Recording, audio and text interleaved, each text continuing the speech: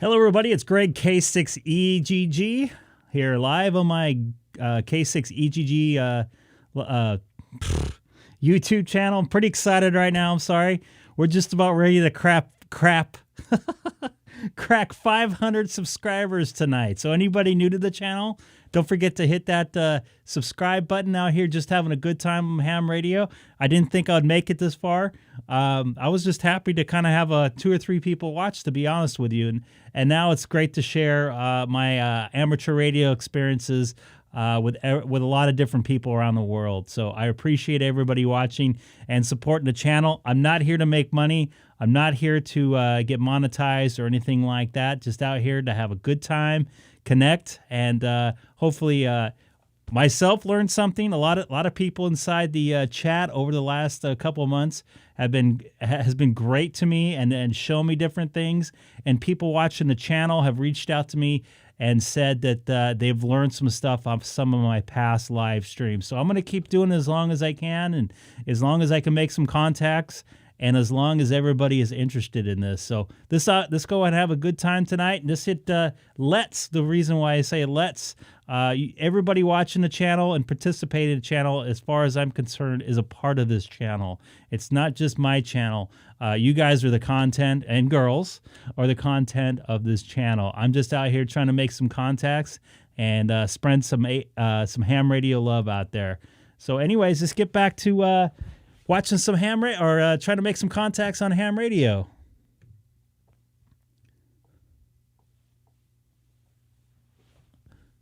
See where I'm at on Open Spot. I don't think I'm connected to anything on my Open Spot right now. I reloaded it. Pardon me. I restarted it right before I left. Let me pull out just a tad. Now the white balance is jacked up. So I'll fix that. All right. All right. Let's get to it. What do y'all say? Hey, anybody watching right now, jump in the chat, say hi. Would love to hear from you. Still waiting for my oops, sorry about that. I'm in the wrong thing here. So let's go to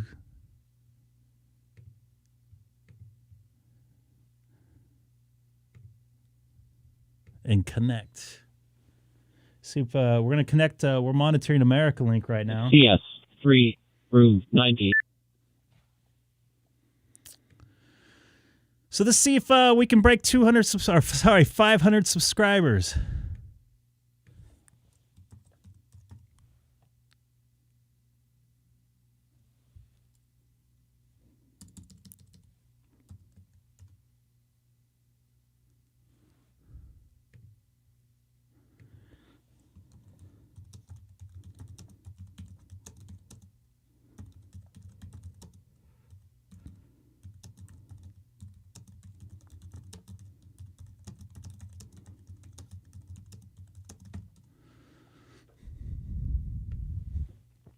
All right, let's see here. This is Greg, K6EGG, monitoring America Link and also live streaming on YouTube right now. If you type my call letters into the YouTube search engine, Kilowatt 6 Echo Golf Golf. That's Kilowatt 6 Echo Golf Golf. Just checking to see if anybody's out there listening.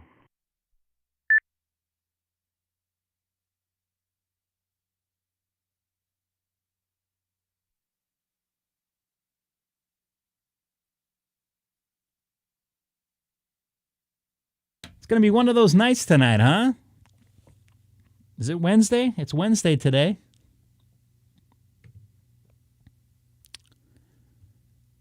Let's go over to the XLF side of things. How does that sound? Open Spot connected to YSF reflector 32592. This one seems, to me, this one seems to have more people on it for some reason. But it seems to be pretty quiet. So just to let you know, anybody new to the channel, please don't forget to hit that subscribe button. We are so close to hitting 500 subscribers. We can do it here probably in the next half hour or so. So let's see if we can make it happen. This is Greg, K6EGG, Monitoring America link, and also live streaming on YouTube. If you type my call letters into the YouTube search engine, Kilowatt 6 Echo Golf Golf. I'm in Southern California, 40 miles east of downtown Los Angeles, and it's chillier here, at least for California standards. Just standing by, seeing if anybody's out there. Got something. I'm listening to something else in my ear too. There's a car chase going down in San Diego. So I'm monitoring that on the scanner too. I'm picking it up on one of the CHP channels.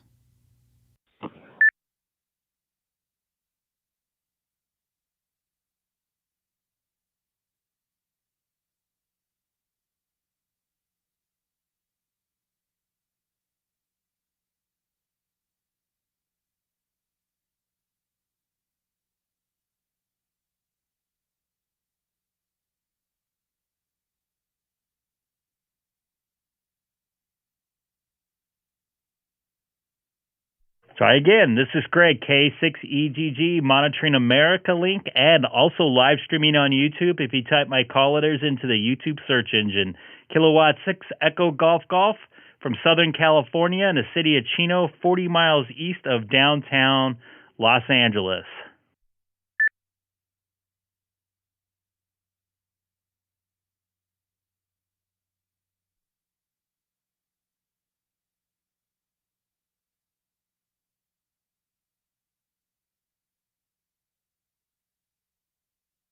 What if I'm actually working here? That's very strange. I just thought I heard somebody in there.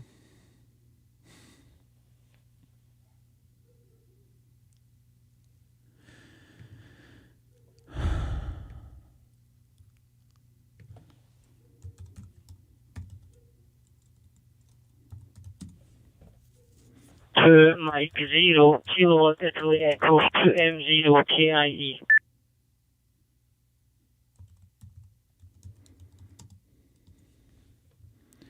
I have no idea what Homeboy said. Scotland. Check out his call. K6EGG, this is KN6BJC, right up in San Jose, like 400 miles north of you. Just turned on the stream. You're coming through, but I think there's a connection issue with YSF and FCS right now. Copy that, Ryan. I appreciate you getting back to me. It's good to hear you. Yeah, there seemed to be something going on since last week, so I appreciate you getting back to me, KN6BJC. This is Greg, K6EGG, down here from Southern California. Yep, about 400 miles south of you here.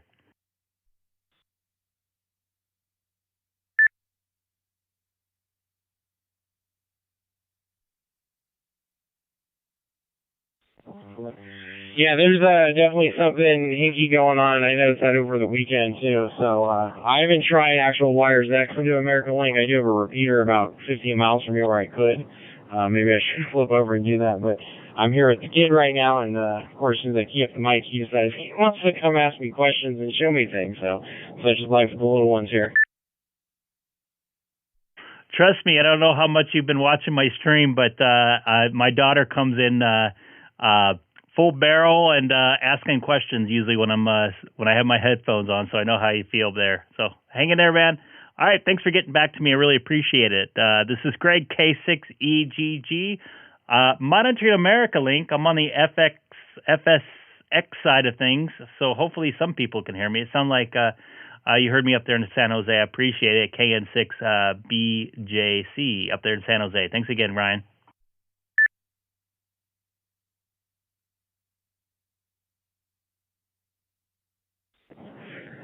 All right, great. Good luck on the hunt. Catch up with you later on. 73, KN6BJC, clear, San Jose.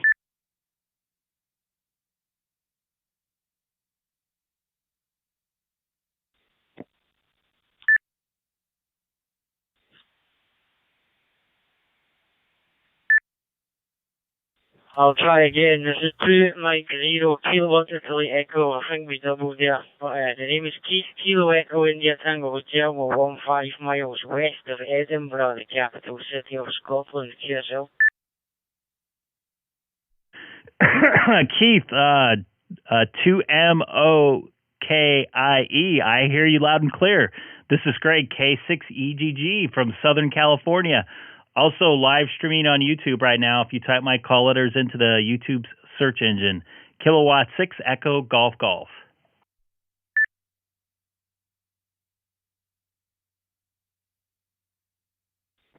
Yeah, QSL and that there, Greg, no problem. Nice to hear you. Nice to hear you coming in from the west side of America there. You're very loud, very clear, very strong. So, yeah, fantastic stuff, fantastic stuff. Nice to hear you, as I say. I just want to say hello because I heard you calling a few times there and I never heard anyone coming back to you there. So we'll go and have a wee look at your live stream there. Take care, Greg. Hopefully you get some nice contacts there, my friend. All the best. And 7-3 from Scotland. Have a happy holiday and a good new year. Take care, my friend. Kilo 6 Echo Golf Golf 2 Mike 0 Kilowatt Italy Echo. Take care. Thank you very much there. I believe your nickname is Smokey there, Keith. 2M0KIE. This is Greg, K6EGG. I just wanted to let you know, I believe you're my first contact from Scotland over there. So I appreciate you getting back to me and making sure things are working correctly. Sounds like there's some network issues with America Link. It's not fully connected to some stuff out there. So I appreciate you getting back to me there, Smokey. Once again, his call letters are 2M0KIE. This is Greg, K6EGG. Also live streaming on YouTube. If you type my call letters into the YouTube search engine, Kilowatt 6 Echo Golf Golf.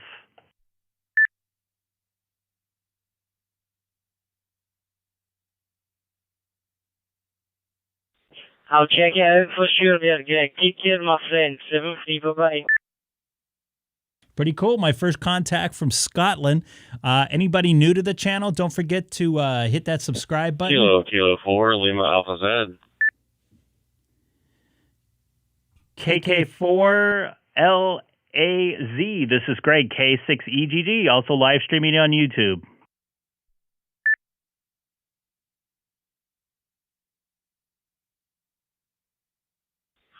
Well, good evening, Greg. Name here is Jim, and I am down here in South Carolina. I'm actually, it's really interesting. I've never talked with anybody that was live on YouTube. I see your live stream right now, and yes, that is me, unfortunately. You can see my ugly face. I was just curious. I saw that you're running an ICOM rig. How are you getting through to America Link? Is there a link in place through DStar?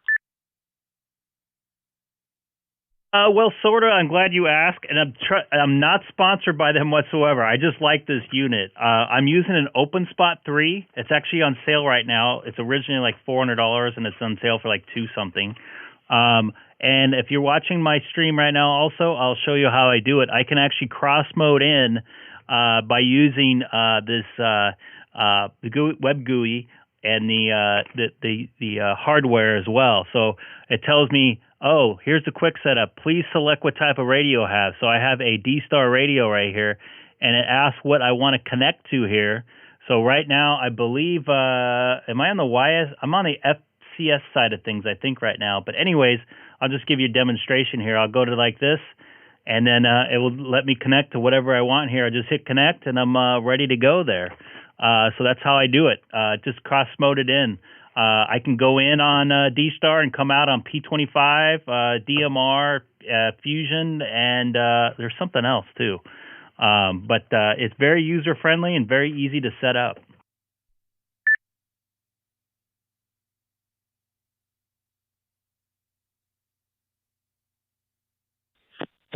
Well, very good. That's really neat. I'm using one of the little Pi-Star-based hotspots myself, and it works pretty well.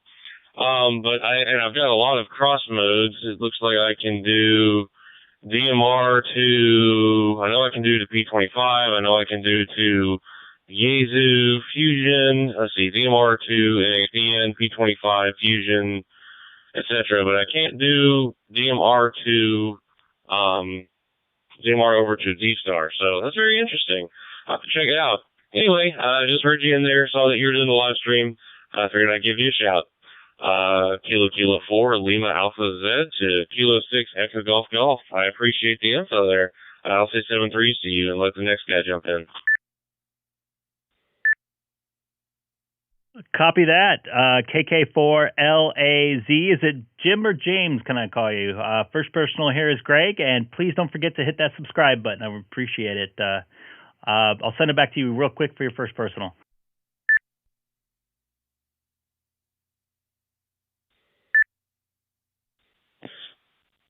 Yeah, absolutely. I typically go by Jim. Given name is James, but most of the time I go by Jim. So anyway, 7-3s. Have a good evening, Greg. Kilo 6, Echo Golf Golf, Kilo 4, Lima Alpha Z. Copy that, Jim. I appreciate coming back, and I hope I helped you out as much as I could, and anybody else watching. This is Greg, K6EGG, monitoring America Link. Also live streaming on YouTube. If you type my call letters into the YouTube search engine, I saw a AE6FN. Are you on the reflector by chance?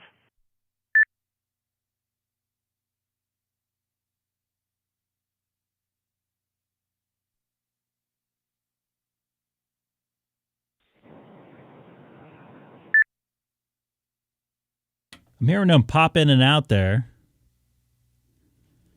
It's in West Side, California. I think that's in Northern California, if I'm correct. Yes, it is. So just south of San Mateo.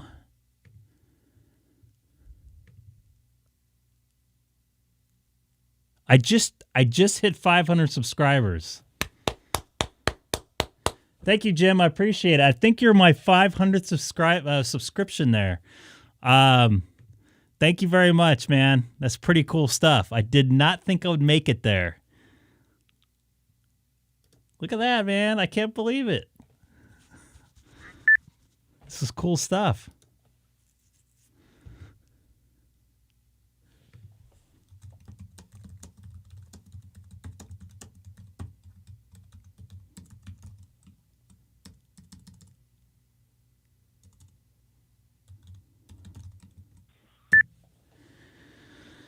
So for some reason, someone keeps keying in there. I don't know why. I'll give another call out of here. This is Greg, K6EGG, also live streaming on YouTube. If you type my call letters into the YouTube search engine, Kilowatt 6 Echo Golf Golf.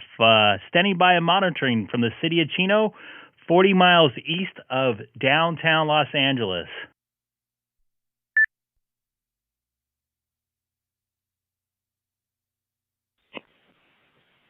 November 0 Kilo Mike. November 0 Kilo Mike.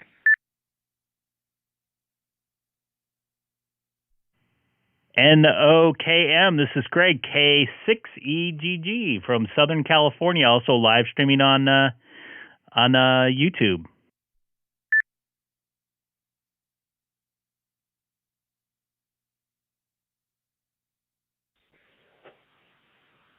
Yeah, good evening. Name is Dave, and I'm located in southern Colorado, about 30 miles northwest of Alamosa. So, hearing you here on a cold, windy Wednesday evening there, K6EGG N0KM. Yeah, it's a little chilly here in Southern California. I think it dropped down into the 40s again here. Unseasonably cold for this time of year, even for California standards. So, did you get any of that weather that moved through here yesterday in your area of the country today? I think it'd probably hit you by now.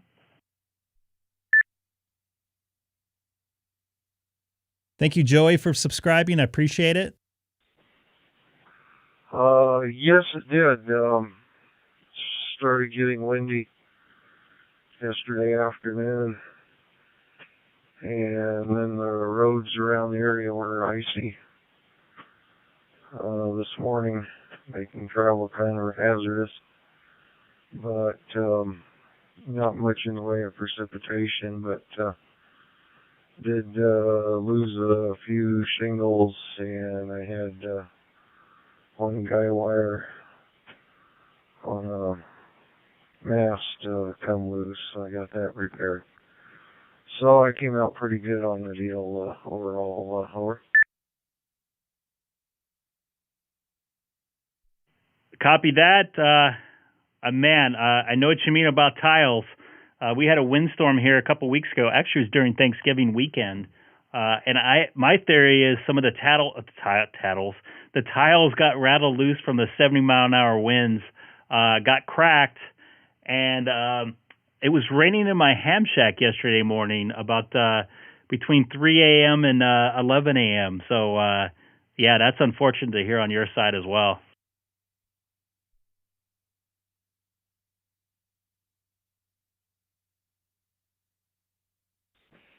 Anyway, it seems to have calmed down. We're supposed to get better weather for a while, so I just brought you up on YouTube, so I see you there. So anyway, we'll let you go see who else you can work, and have a good evening there. And I'll subscribe after a bit. There, K6EGG and 0KM. Copy that, N0KM. This is great, K6EGG. Try to stay warm up there in Colorado. And you're probably not too far away from my sister up there. She lives in Brighton, just outside, I think south side of Denver. So take care up there and stay warm. This is Greg, K6EGG from Southern California, also live streaming on YouTube. If you type my call letters into the YouTube search engine, and hello, JKA1JAY out there.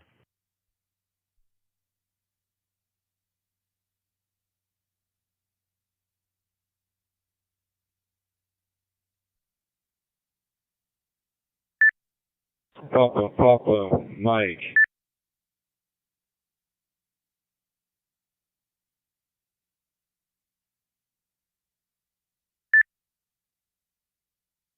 Kilo Oscar 4, Papa Mike, looking for AE4DA. You still out there, Jim?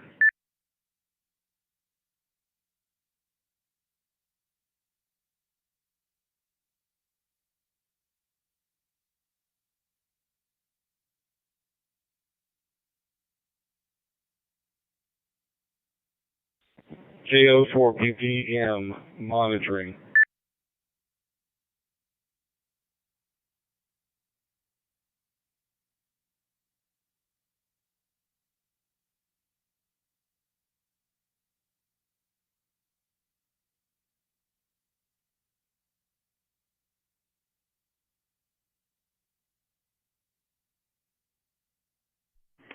This is Greg, K6EGG from Southern California, 40 miles east of downtown Los Angeles, from the city of Chino, also monitoring and live streaming on YouTube.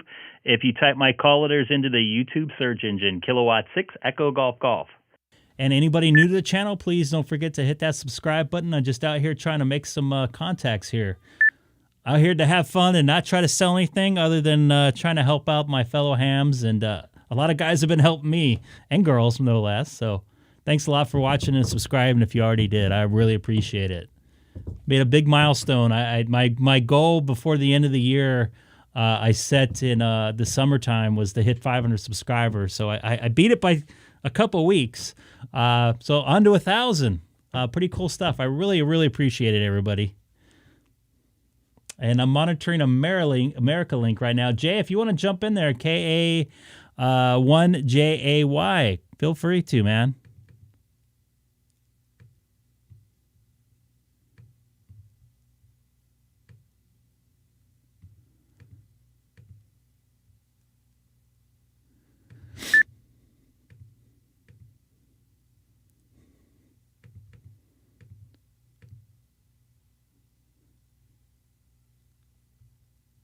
Check out Jay's setup here. That is one heck of a beautiful view, man. I love being up in the up above the clouds, especially you got that shelf with the high clouds and the low clouds.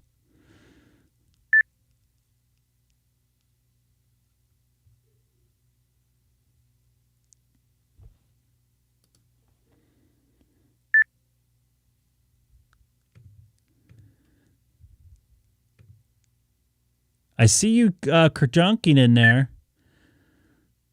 Worcester. I actually have my old. Look at this, Jay. I see you in there, but I don't hear you.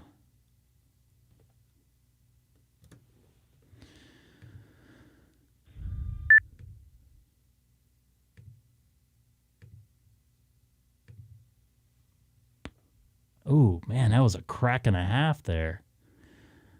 Yep, there, Jim. That's awesome, man.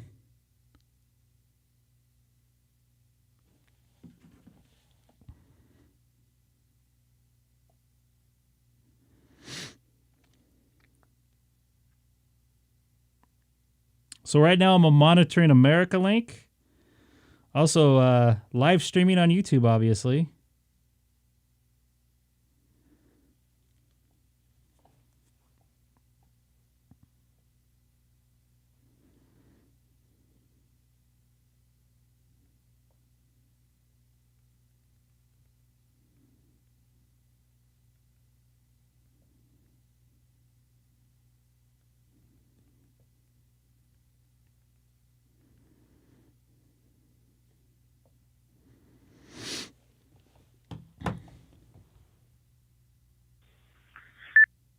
No problem there, Mike. I'm hearing somebody kerjunk there, but I can't hear him. I think it's Jay.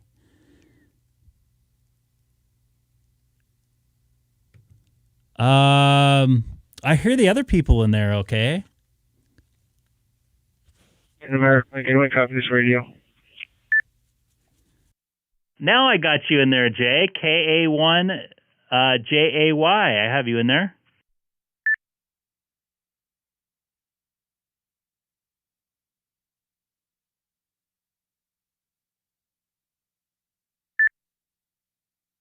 Hey, sorry about that.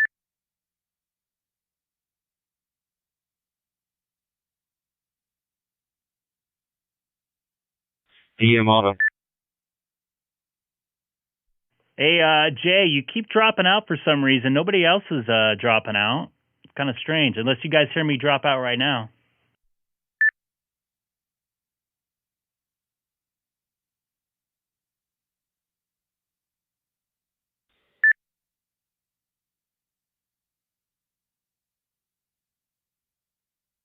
Hey, way to go.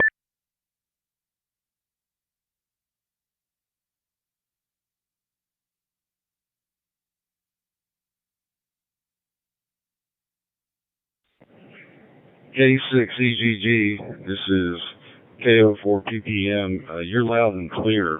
I don't hear anybody dropping out but him. So there might be a net problem. But you're coming in loud and clear.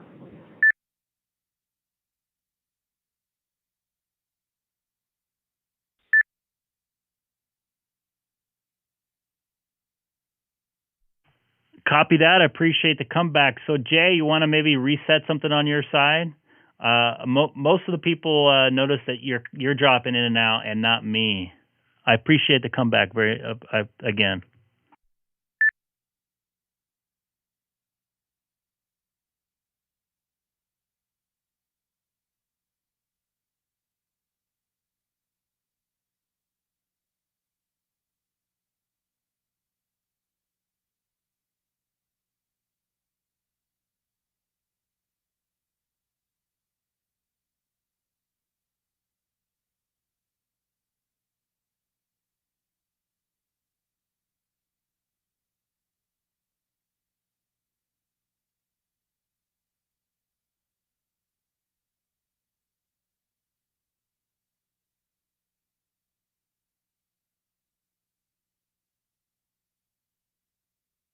And anybody new to the channel, don't forget to hit that subscribe button. Got a lot of new subscribers tonight, man. I really appreciate it. I didn't think I would make it to 500.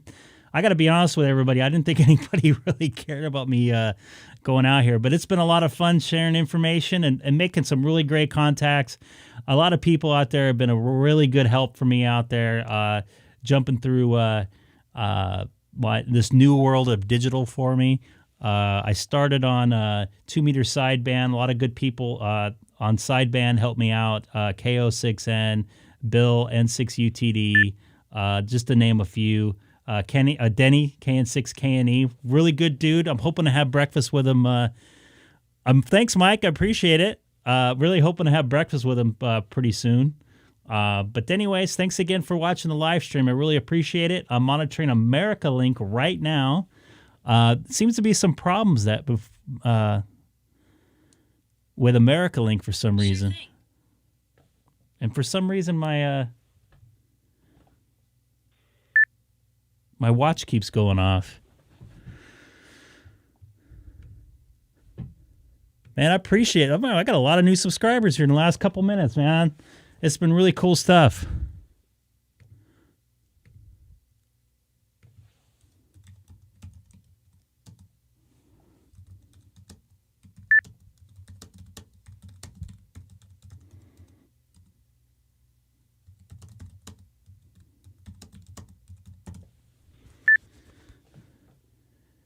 I'm going to try again. This is Greg, K6EGG, monitoring America Link and also streaming live on YouTube. If you type my call letters into the YouTube search engine, Kilowatt 6 Echo Golf Golf. Standing by and monitoring from the city of Chino, 40 miles east of downtown Los Angeles.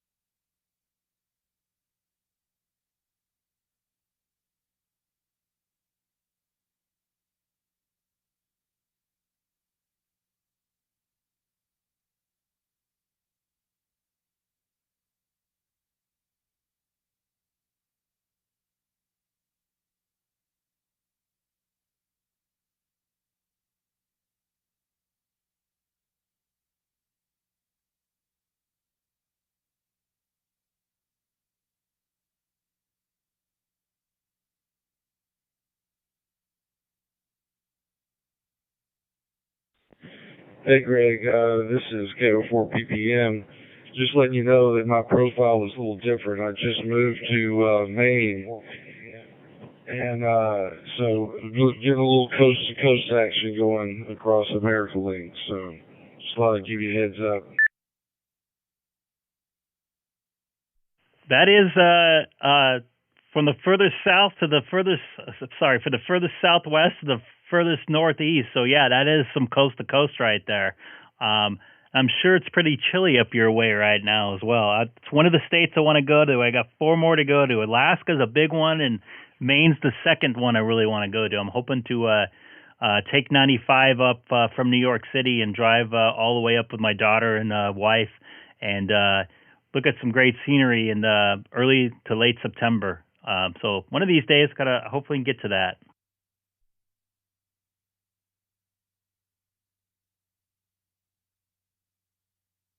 Did I drop out there?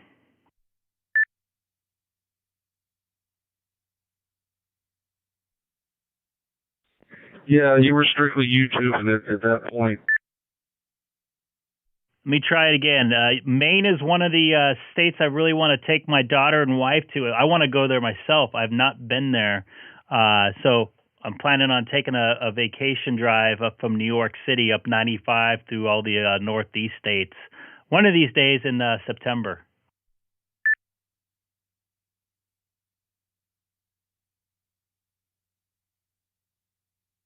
You'd be driving right near me. I'm located just north of Portland, in the area of Auburn, Lewiston area of Maine. So about 30 minutes to 35 minutes from the coast.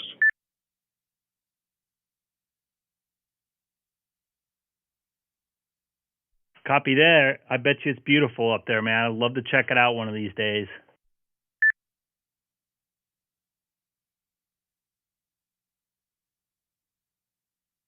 My advice is come in the summer. Come in the summer, a lot warmer. KO4 ppm. Actually, I did a little trip up that way from New York up to Boston. I took it in mid-September, mid to late September. I had a week off. I had to work in New York City on a Sunday, and the next Sunday I had to work in Boston. So instead of flying back, I decided to take the week off and drive up. And I got to say, that late summer, when everything's kind of starting to get crisp at night, that was something beautiful, man. I'm really looking forward to doing that.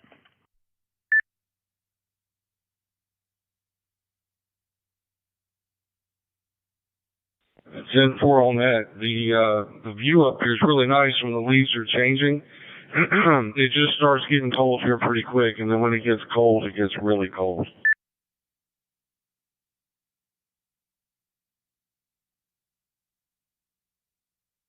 Yep, I do remember that. It was just starting to, the leaves were starting to change a little bit. They're still pretty much green, but being there at nighttime was great.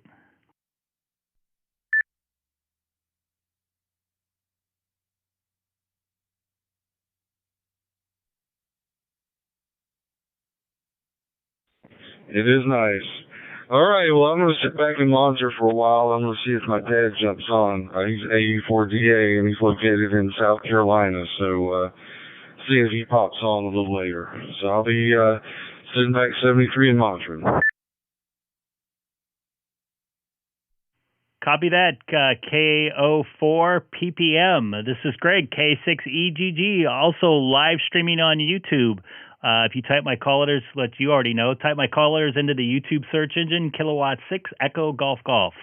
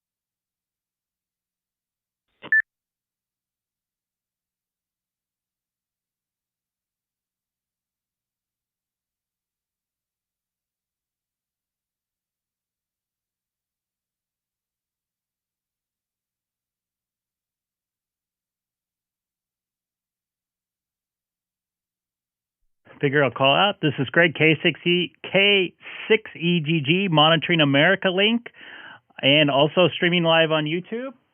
If you type my call letters, Kilowatt 6 Echo Golf Golf, into the YouTube search engine. I'm 40 miles east of downtown Los Angeles, in the city of Chino. It's a little chilly out here for this time of year, but it's nice to have a change of weather here in California. Standing by and monitoring on America Link.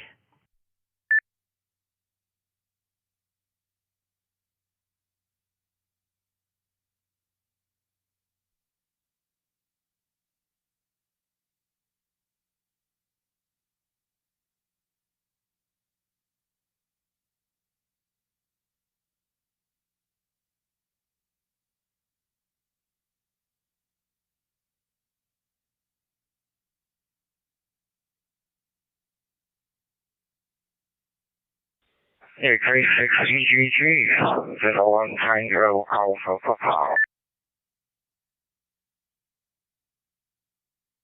Hey, man, nice to hear you again. ZL1TAP, this is Greg, K6EGG.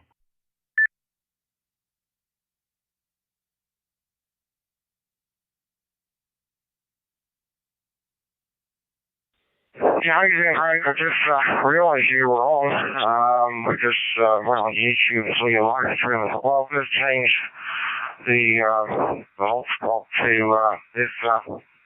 No, this calls on actually is on DMR, so I just changed it to this American link here on Fusion here. So that's the story. So nice to meet you there. Hope you have a great evening there in California. Well, I'm a bad day here, and everything's doing great here. Great, over. Copy that. I hope you're enjoying your late spring afternoon down there. I kind of wish it was spring here because it's getting chilly. I was outside playing with my daughter earlier, and I could see my breath, and that's unusual for a daytime here in California, at least that I can remember. So I thanks for stopping in and watching. I appreciate it. It's nice to talk to you on this mode again. This is Greg, K6EGG. Talking to, ZL1TAP down there in New Zealand.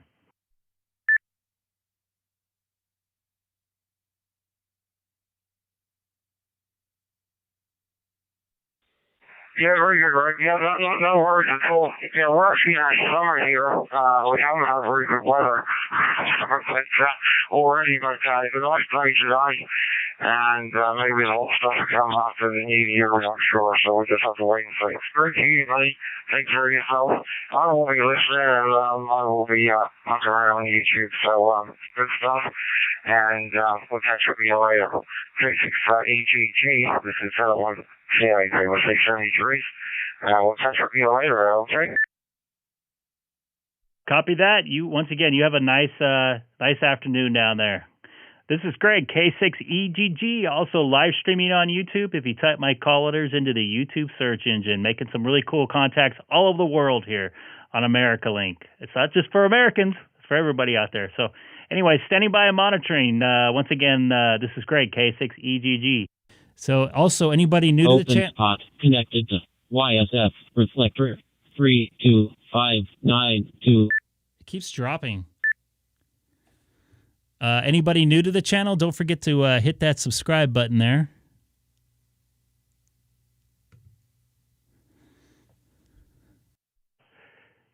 KR3L. This is Greg, K6EGG.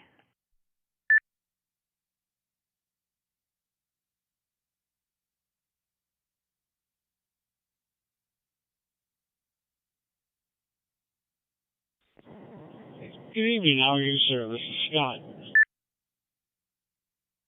Hello, Scott. How you doing? This is Greg from Southern California. Just let you know, I'm also live streaming on YouTube as well. If you type my call letters into the YouTube search engine.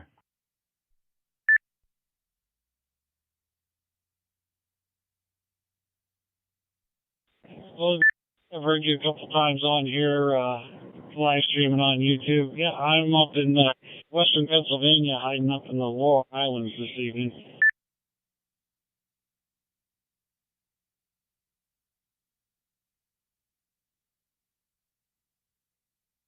Is it pretty chilly up there right now?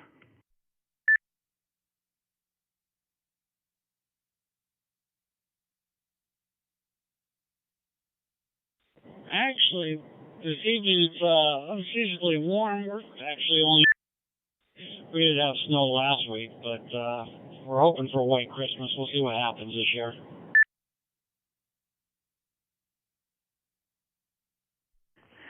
I think we might, in California, we actually might get a wet Christmas, which is not abnormal, but it'll be beautiful for the snow in the mountains the day after Christmas, which is always nice to check out. So cool stuff, man. I'm glad it's kind of warm out there. I don't know if you like the warm or not, but I like to change the weather, but now I'm cold. I was just explaining earlier, I was outside playing with my daughter, and it was pretty chilly for Southern California standards. It got down in the 40s right now.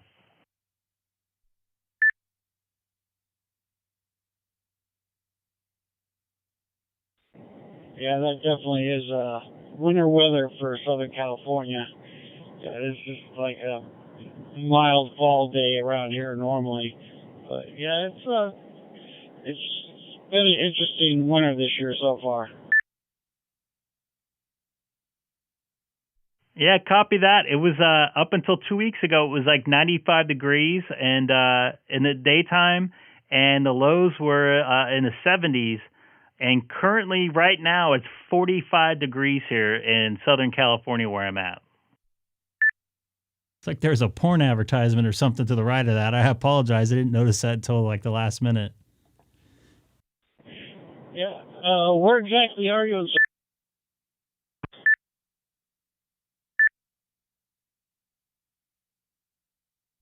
I am in the city of Chino, and that's 40 miles east of downtown Los Angeles. It's in Southern California.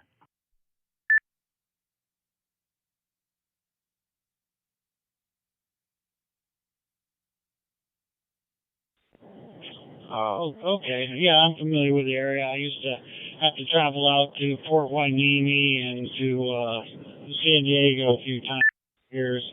Those travels are no longer, but yeah, I remember the area. I love San Diego. It was always good Mexican food down in that way.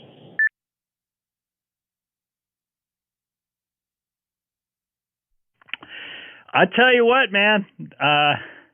I think they have better Mexican food here than they do in Mexico. I'm not one for Tex-Mex, but they have good Mexican food down there too. But there's something about California Mexican food, and they have these taco trucks out here in California that are really good. They even have a fusion type of Mexican food. It's a Korean taco that's basically like a Korean style meat, Korean style barbecue meat. Pardon me. In a taco form, and man, it's really good.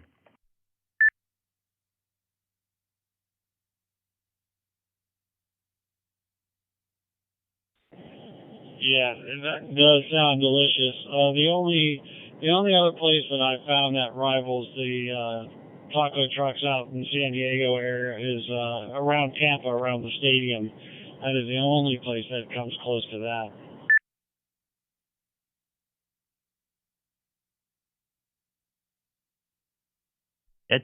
Tampa's a pretty cool city. I haven't been there for a while.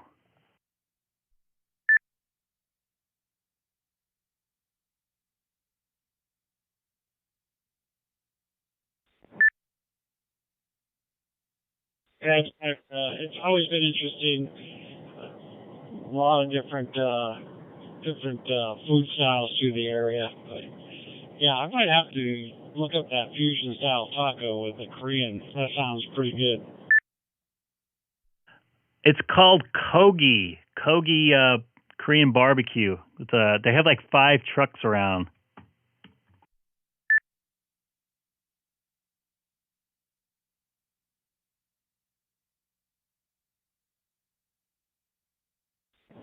All right.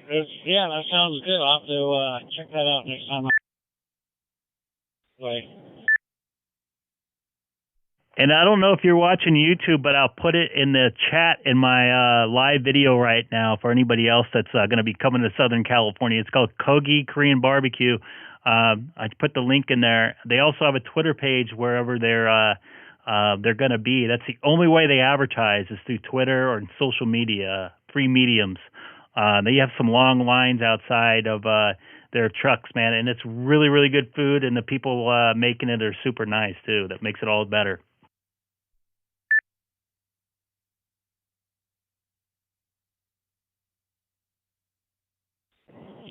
All right, Greg, that sounds interesting. I'll take a look at your YouTube page. Hey, it was good talking with you. This is Power 3L.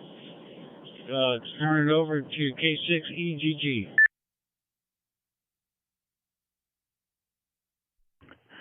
Copy that, KR3L. This is great, K6EGG. It was great making contact with you out there, and looks like we got a few people watching on YouTube as well. So cool stuff, man. Have a good evening. Actually, it's past 6 o'clock here in California. I know it's later back there, but what is it, 9:20 over there? But anyways, once again, thanks for making contact with me.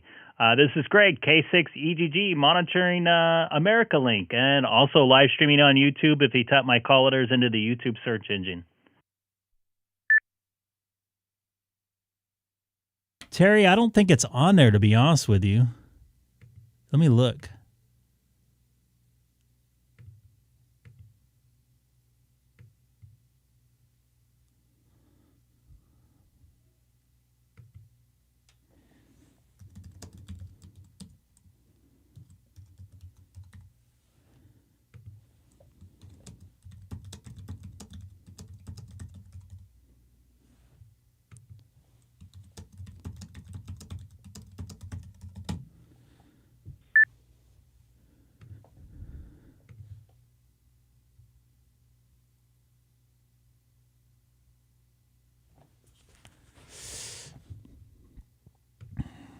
I'll give another call out here.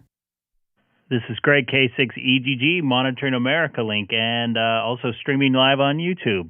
If you type my call letters into the YouTube search engine, just standing by and monitoring.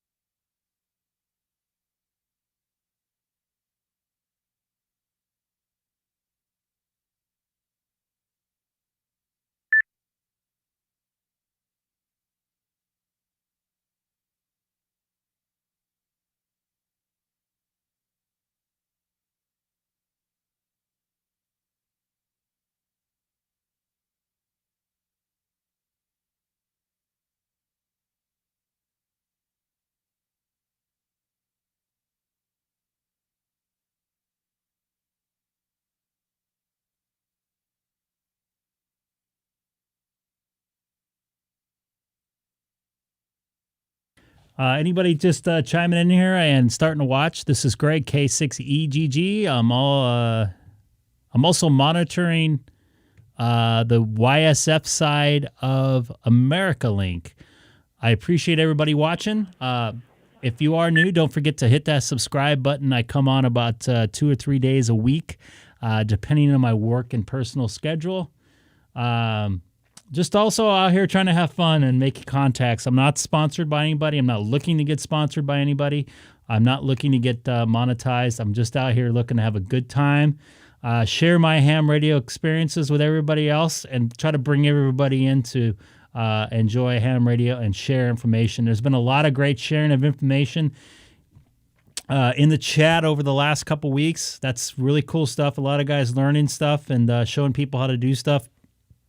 A lot of people helped me the other night trying to get my DMR set up, which I think I'll be going there shortly. I think I'm going to change, pardon me, where I'm at right now. So I'm going to go to Quick Setup. I'm going to go to the Prime Master side. Oh, no, I don't want to go there. Let's go back. I'm going to go to FCS side of the America Link. For some reason, they're not working together. And I don't know why. It's not connecting very fast. Usually it's connected by now.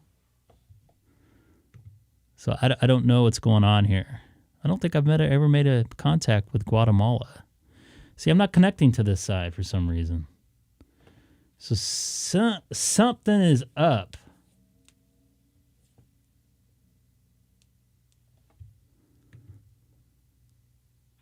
OpenSpot trying to connect the server.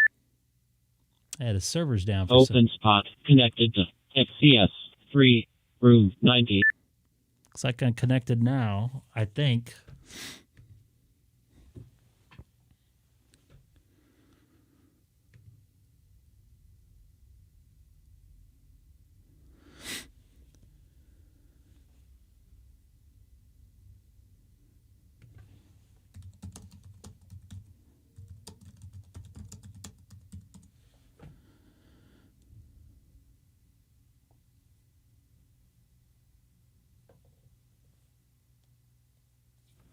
So let's give her a shot here. I got cut off. Partly because my foot got tangled here.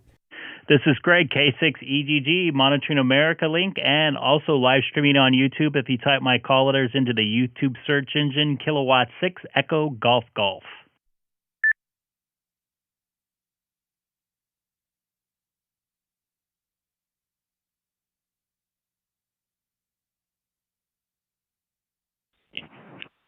K6EGG, this is K2RPH, Kilo 2 Romeo Papa Hotel. Watching your live stream, you are finally on Wires X. Great to make contact.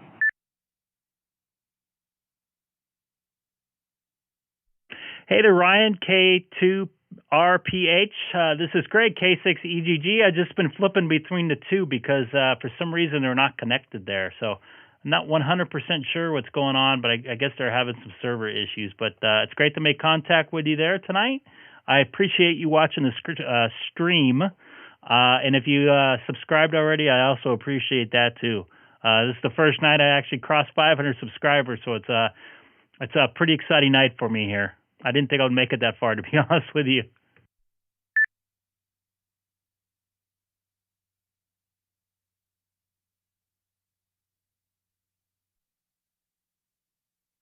Absolutely, Greg. I actually subscribed the other day after watching a live stream. I didn't have the mic to contact you, but I've been watching the live stream ever since. This wireless is great. I'm using an FT3D connected to a laptop, and this is actually the first contact. So the first contact I made through WireX. Awesome to make contact with you on a live stream. Totally awesome. Thank you. I appreciate it. It's nice to be your first contact through your setup there tonight. I really appreciate it. And thanks for being a contact on my 500 subscriber night. I really appreciate it.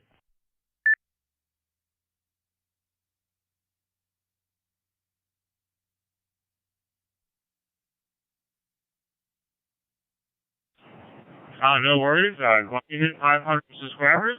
It's great to be a part of it. I'm going to be 73. I'll be watching. I got to go. But good to make contact with you. I'll be watching this the live stream. And 73. Have a good night.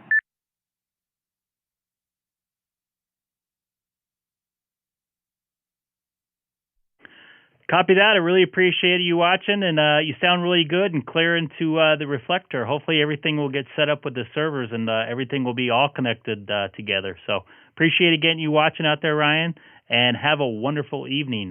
This is Greg, K6EGG, also live streaming on YouTube if you type my call letters into the YouTube search engine.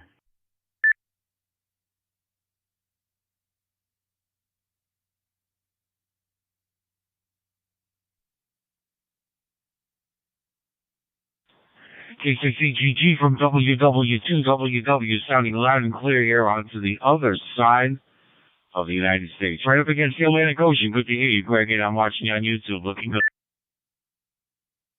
Hey, Tim. Nice to hear you in there. You're sounding good here on the other side of the country, here in Southern California, 40 miles east of downtown Los Angeles. Thank you for watching the stream and subscribing if you already did. I appreciate it.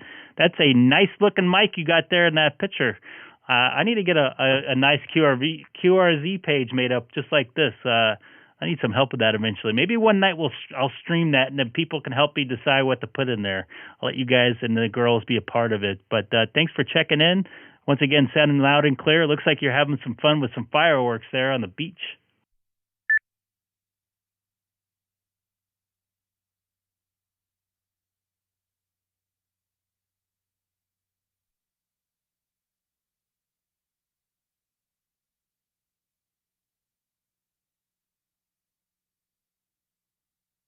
Did I make it across, Tim? Looks good on YouTube. Very good. It's nice that you can broadcast that background. Very nice. Enjoyed it. We'll be in here listening a little bit, see if anybody else wants to contact you and take a look up on YouTube. That's a nice, I like the way they use that. It's pretty cool. Maybe one night I'll have to do that myself. But it's nice to get a little visual on as well as on audio. Good evening to you, Greg. WW2WW.com.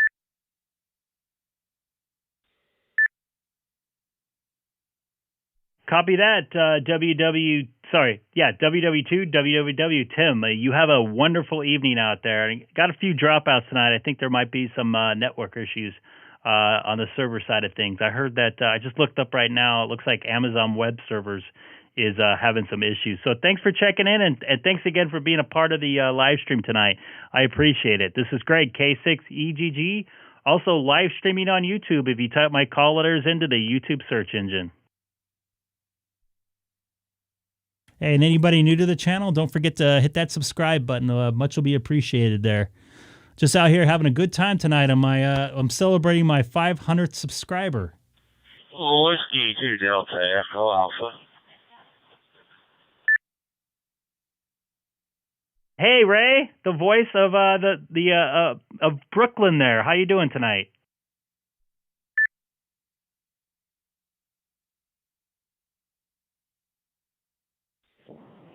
NAWLY, November 8, Whiskey Lima Yankee.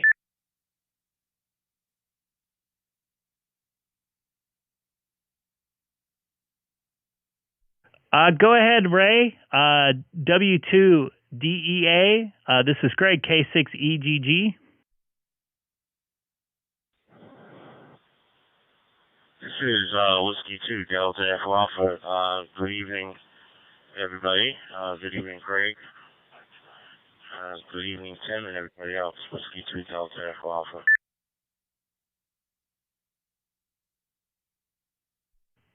Copy that. I appreciate the voice of Brooklyn here. I also heard another station in there. I might want to take a standby for them to jump in there. But thanks for checking in there tonight, Ray. I hope all is well. And man, I'm still jonesing for a pizza right now. So I'll take a standby because I think I heard a N8WLY out there. So I was going to chill for a second. Thanks again, Ray, for checking in. I appreciate it. This is Greg, K6EGG.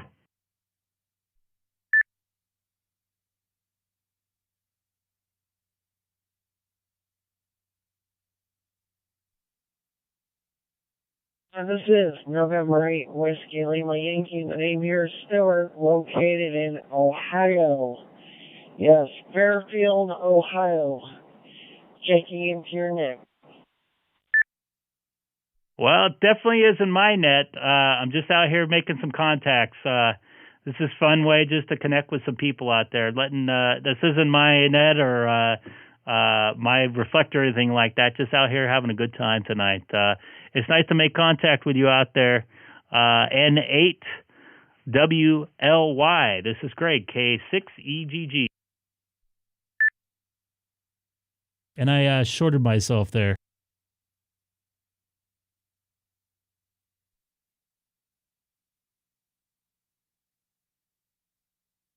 Thanks. I just wanted to say hello. By the way, the name is Stewart. That's Sierra Tango Uniform Alpha Romeo Tango. I'll let you hear it yourself. Copy that, Stuart. Nice making contact with you on this beautiful Wednesday evening here in Southern California. You have a great evening there, N8WLY. This is Greg, K6EGG.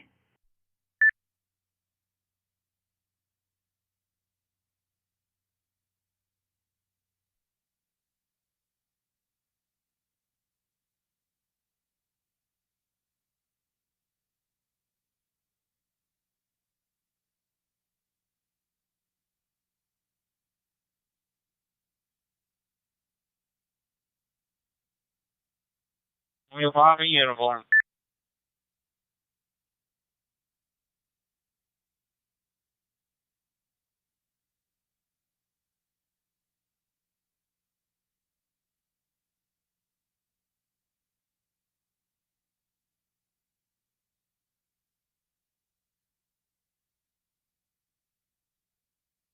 Hey, anybody new to the channel, please don't forget to hit that subscribe button out there. Just out here making some good contacts here. So this is Greg, K6EGG. Whiskey 2 Delta Echo Alpha.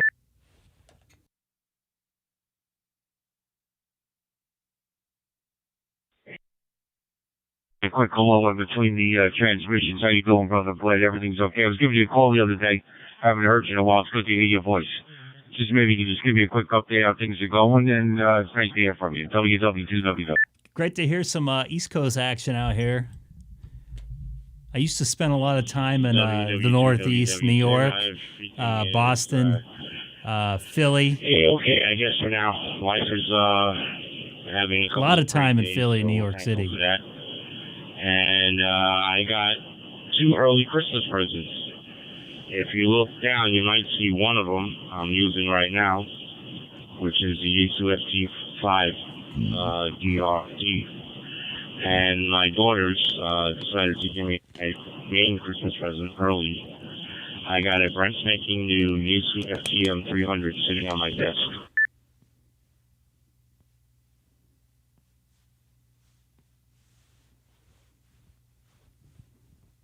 Alright, where do we see those pictures?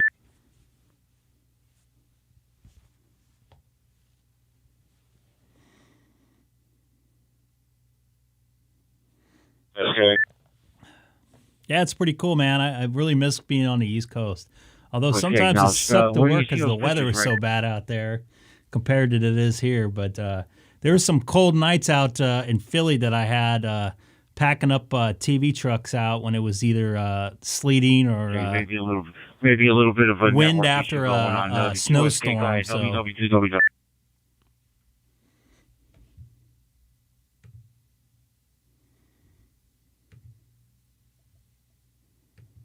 Drop it out, Ray. You understand? We always move to Man, they got something some local. problems with this server tonight, unfortunately. But really fun night here. Made 500 subscribers and more here. A lot of subscribers in the last month or so, man. I really appreciated all the help. Everybody is everybody's part of this here.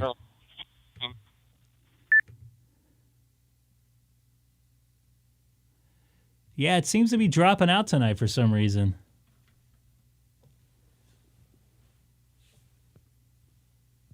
Can you guys hear this? Cracking?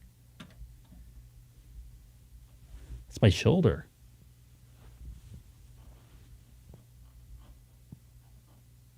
Man, bad tonight.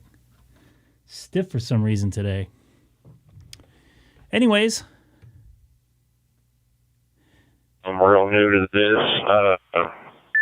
Man, it's too bad that this is breaking up. I would love to make some more contacts out here. This is Neil out in, looks like Louisville, Kentucky. That's a pretty cool looking car right there. Over by Dodger Stadium at Echo Park, Elysian Park. Sunday mornings from June till late August, a bunch of Lord Roadsters and cars with hydraulics and stuff. I grew up watching all this stuff. I lived in an area that this was very popular. I never owned a car like this, but I always enjoyed watching them. But they'll have a big gathering, all the cars like this. So this is pretty cool to see this here. It's like a Oldsmobile Delta 88 right here, lowrider. Obviously with some sort of hydraulic pumps there to make it bounce. So pretty cool stuff there. Wish I could make contact with them, but it looks like things are dropping out here. So I might go back to the XLX side of things and see if I can. Something just crashed. Ruh-roh.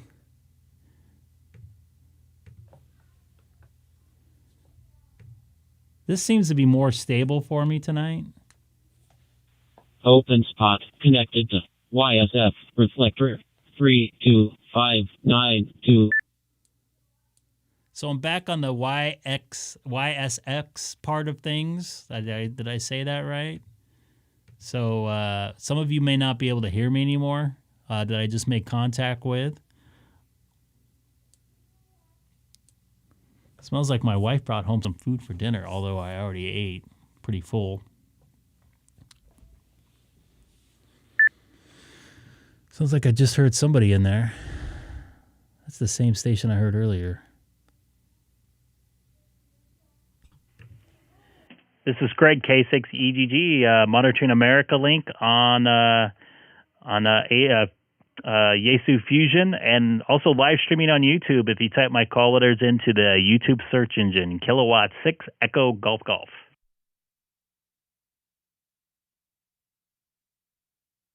I might fiddle around with the 91 worldwide here momentarily, just to see if I can make a couple new contacts out there.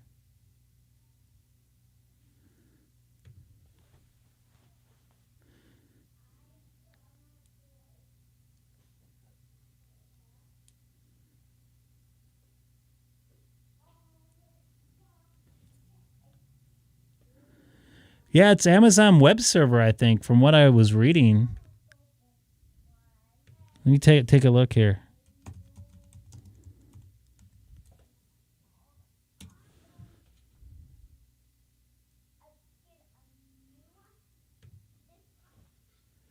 Yeah, this is what I saw earlier.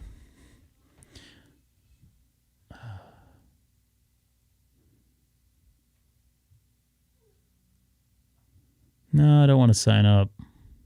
Looks like it was successfully restored though at this morning, so I guess they got it working.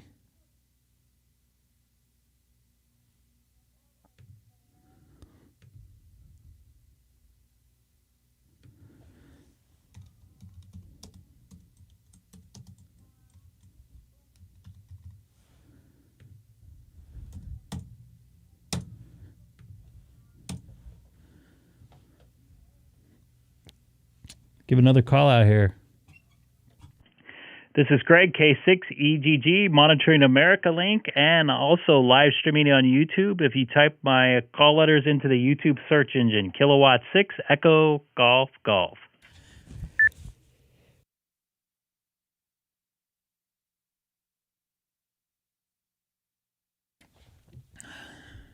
Excuse me. It's not COVID. It is getting dry out here. That might be part of it. Thank you. I appreciate it. Dana, you still in New Mexico, wherever? Or did you make it back home? Gesundheit. I haven't heard that since my grandmother. Gesundheit.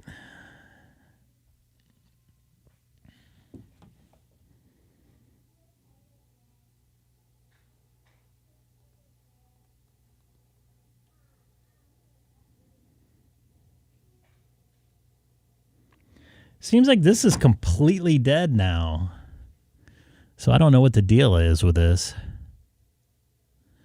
I'm going to go to 91 worldwide. Oops. It's not where I wanted to go. See if that's working. DStar.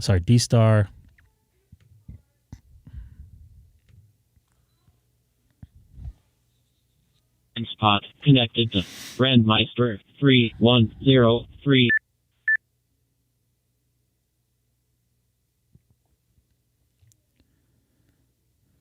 Oh, I got the wrong mouse. I got dealing with two mouses here, so I apologize.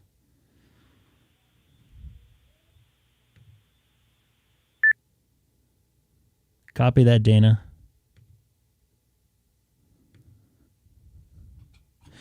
This is Greg, K6EGG, monitoring, and also live streaming on YouTube. If you type my call letters into the YouTube search engine, Kilowatt 6 Echo Golf Golf, and I'm not transmitting.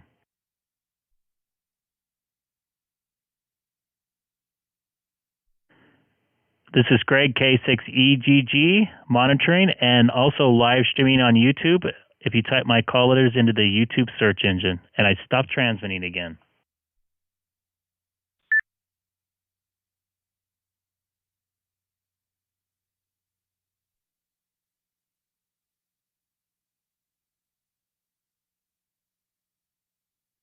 This is Greg, K6EGG, monitoring.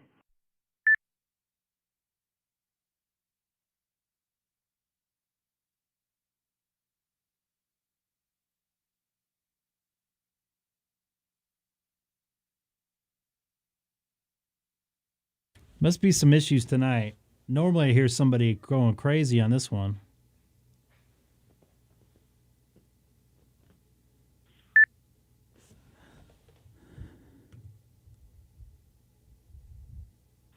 Scott in Bakersfield, he's the one that talked me into this thing.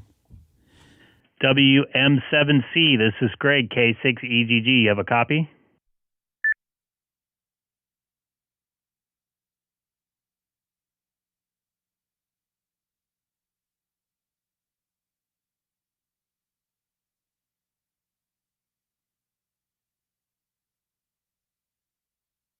Yeah, hey Greg, how's it going? I don't hear anybody here other than you, so, but it's working. I hear you. Great.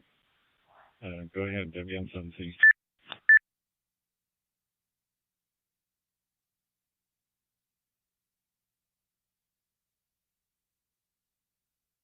Copy that. Thanks for getting me in trouble with this thing here. Making a lot of contacts out here on those different modes here, so I appreciate it.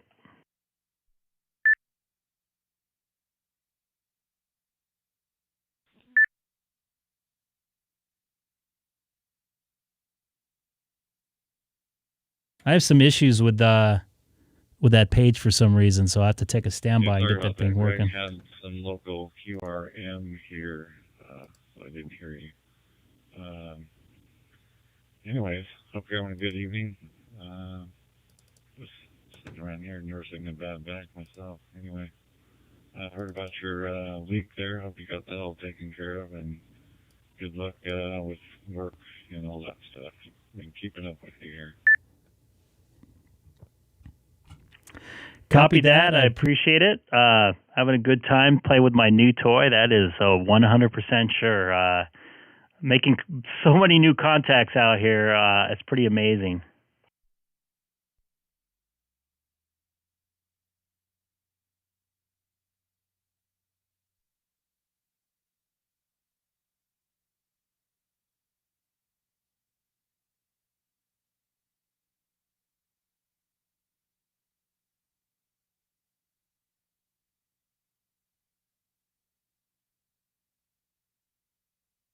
For those of you wondering, Scott there in Bakersfield actually is the one that told me about this open spot being for sale. I believe it was the day after Thanksgiving. And the second he told me about it, I went on the webpage and bought it. I mean, literally the second he told me.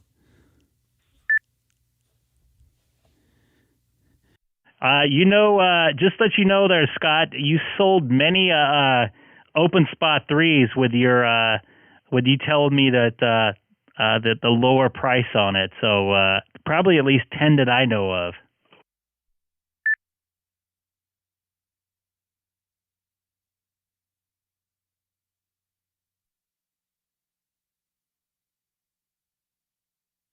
Yeah, roger that. That's good. Yeah, like mine. I usually use it for DStar here lately, and have 2 iStars on like what's it duplex, I guess. So I have a time slot on each one, and then I've got a Yaesu System Fusion hotspot also, and also an All-Star hotspot. So I'm all set up here. Actually, I just got a Flex radio too, so I've been kind of playing with that. Just downloaded the iOS app and connected to the Flex over there, and just kind of poking around on 80 meters listening in here. So got plenty of radio things to do around here. Anyway, yeah, the open spot, although yours seems to have cut out a couple times here while I was watching. Not sure why. WM17.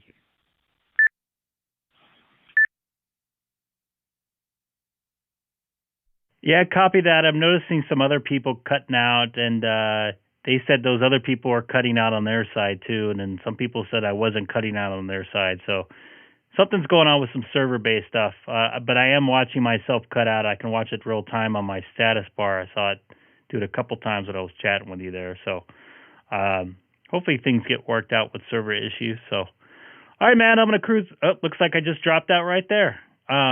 All right, I'm going to take a cruise. Maybe I'm going to go over to DStar for a little bit and see how those fellows are doing out there. So, Scott, you take care. This is Greg, K6EGG, also live streaming on YouTube.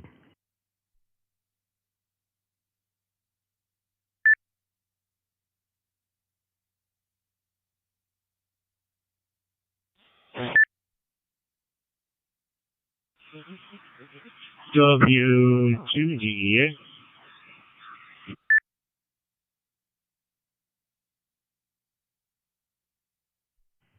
Go ahead there, Ray. W2DEA, K6EGG.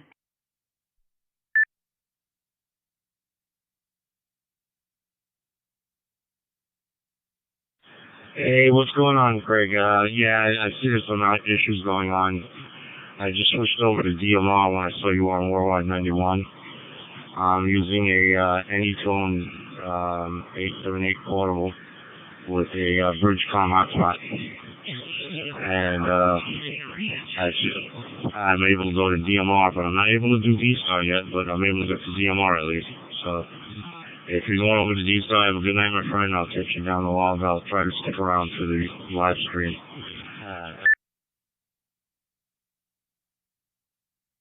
Copy that. Yeah, I'm noticing a lot of people in the chat are saying America is cutting out for them too, big time. So I don't think it's on my side of things. So usually this 91 worldwide, at least the last couple nights, been super busy. I haven't heard too many other people out here except the people that are watching the live stream. So that sounds very weird to me. But looks like I cut out it again. K6EGG, I'm going to be QSY.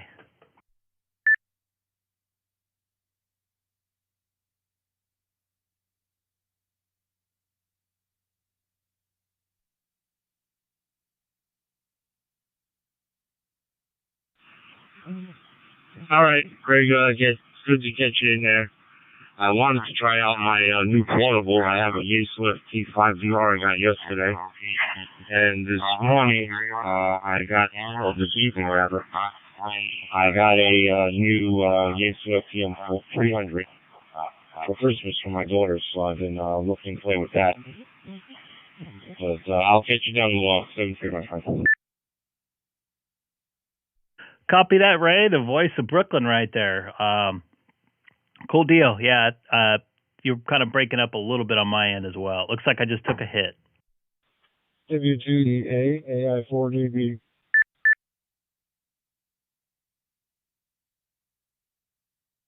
Yeah, it looks like I'm going to get out of the DMR world and the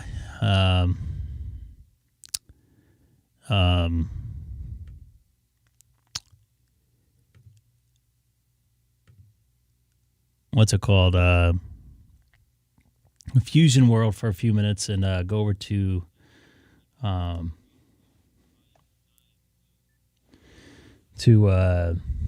hotspot, which is DMR only. Or sorry, yeah, DStar only.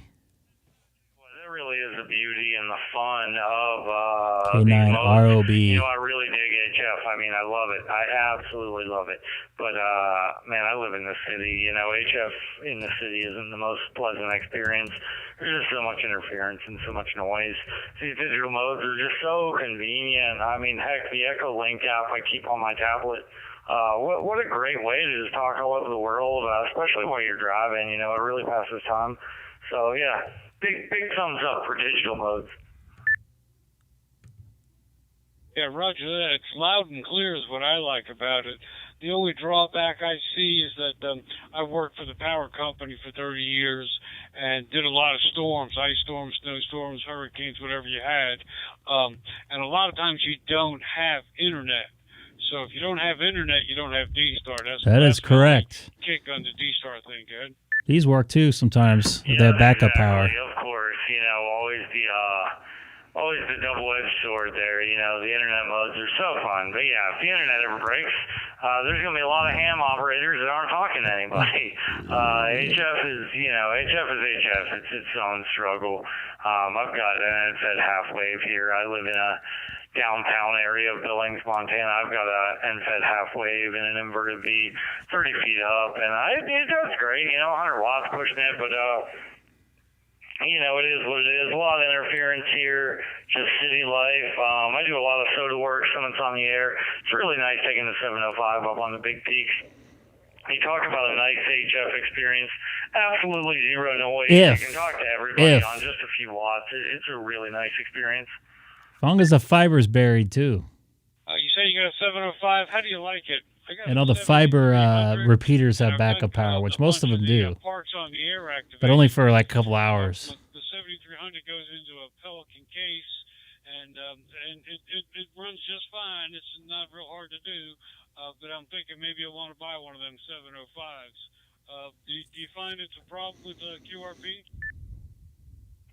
Yeah, that is a very true point. It really is. Whenever we get a major earthquake here in Southern California, having the ability, like I'm in a terminal mode right now, connected to this Pi via USB. Yeah, if we ever get a decent sized earthquake, you can't even send a text out. So I know what you're saying. Right right now. You know, it's just straight into a pie. I can carry this thing outside and strap a 2-meter antenna to it. I can do HF. It just does so many different things. RTGY, the waterfall is great. CW on it is amazing. It sounds great. And, you know, like, I did buy the extended, like, the 10-watt battery for you carry around. But I tell you what, if you do get a 705, let me make a recommendation for you. The Soda Beams Band Hopper dipole. It's under $100 antenna, and I have never found anything that works better. I used that antenna. I talked on 5 watts, single-side band. I ended up talking to France on 5 watts. And I was So if anybody's watching right now, I'm tied into my digital Pi-Star digital Pi-Star. I'm looking at the screen reading it. My Pi-Star, it's a DStar only. Anybody new to the channel also, please don't forget to hit that subscribe button. I go on 2 or 3 days a week out there making some contacts on the digital modes, and also I might check into a 2-meter sideband net here in a few minutes. Scare me, but I do like running the 7300. It definitely sounds different. I can't decide if it sounds better because I'm cross-moding in, so I'm not native to what I'm hearing. And I was wondering how the 10 watts might affect that, kid. I was on Yaesu Fusion and DMR through Prime Meister. I think I'm saying it wrong, but it seemed to be some network issues on that tonight. I kept on getting dropouts, and the people I was talking to were also dropping out as well. So unfortunately, I wouldn't say unfortunately, but that was unfortunate. So I decided to move over to DStar, which I was planning to anyways, and possibly going over to a 2-meter sideband here in a few minutes to check into the Bozo net on 144.240.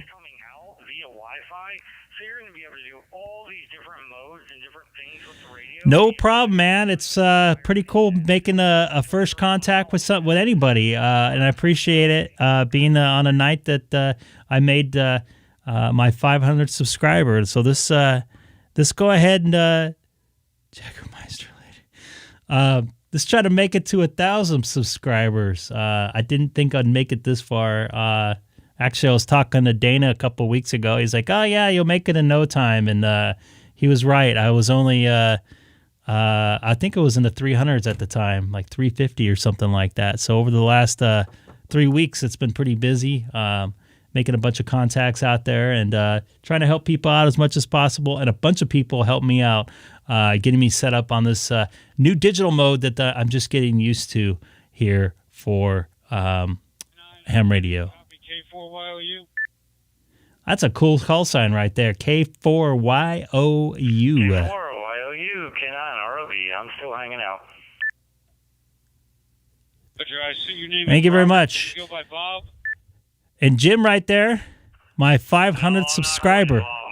I actually made sure I figured out who the 500th subscriber was. I was watching his subscriber count come in, and I saw KK4LAZ out there from my 500th subscriber. So that's pretty cool stuff here. So anybody new watching, don't forget to hit that subscribe button. Let's see if we can make it to 510 tonight. Yeah, Roger, my dad was a Bob. I'm more of a Rob. Yeah, I saw your name is Bob, Virginia Beach.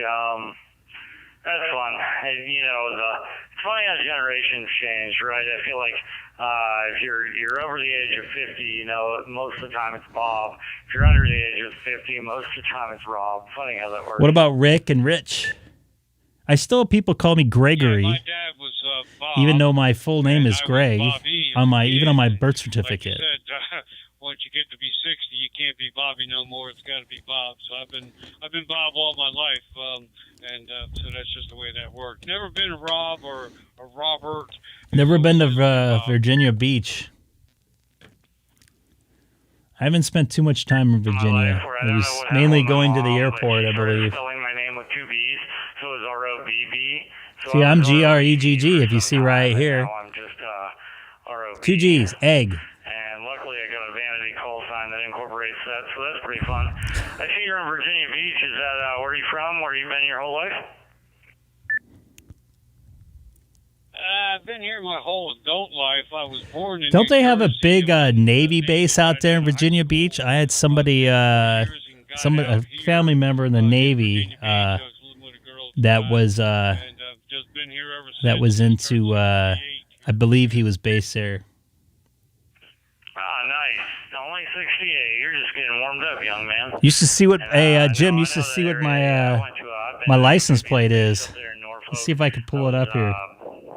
Army. Spent quite a bit of time in the southeast. My wife and I, we're in Montana now, but we lived in the southeast U.S. for years. I lived in Raleigh, Chapel Hill, Fayetteville, North Carolina, and then Chattanooga, Tennessee. And then we left Chattanooga, Tennessee about 2 years ago. I moved up here to Billings, Montana. It's been great. Yeah, once I got out of the service, was here. I went to school, got a degree in electrical engineering, and worked for the power company for 30 years. So they treated me pretty good. I raised 2 kids, and it's all been good to me here. So I'm looking to stay. I'm gonna try to bring up a picture of my I don't know why. my call sign here, Jim. It's all set up. I'm a bit of a woodworker. Here's a couple pictures of me getting COVID test. I get COVID test quite often. Here's another good one here. Oh, yeah, because if you move that shop around, that means you've got to clean it up, too. And if I had to guess, there's probably some sawdust lying around that. Oh, here's one of my favorites. Check this one out. No, that's great. I'm an engineer. Oh, yeah. Going in deep. For years, and just recently, over the past year, I decided I don't want to do it anymore. And then she goes in again. Check this out. Goes in just as hard. So I'm working through my ratings, and I'll be a commercial pilot soon where I can accept money to fly airplanes for people, and looking forward to a career change. I'm 38, about to turn 39 here, and, just enjoying life, pushing through, and, it's a strange time to I'm almost there, Jim. Right now. The world's maybe not. Pretty odd to be in right now. The workplace is super odd, and I don't know why I keep skipping around. Everything, but it's good. We have a very enjoyable life here in Montana. Lots of snow, not that many people, and absolutely beautiful country. It's me chat with Jack right there at a Laker game a couple years back.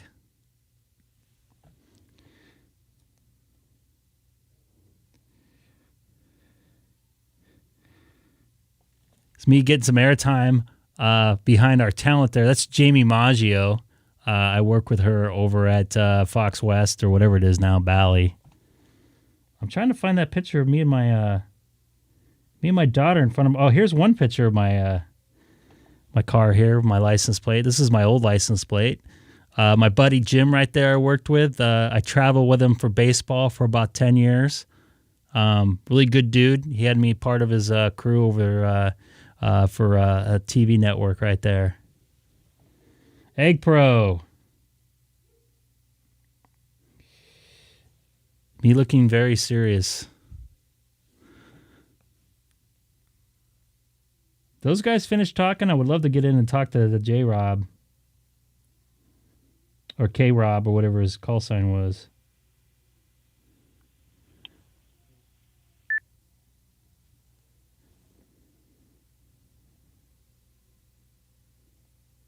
You guys are NBA fans? Nothing heard. K4, wow, we'll be on the side. Kobe Bryant, I'm wiring him up right here. All right, tier 7H.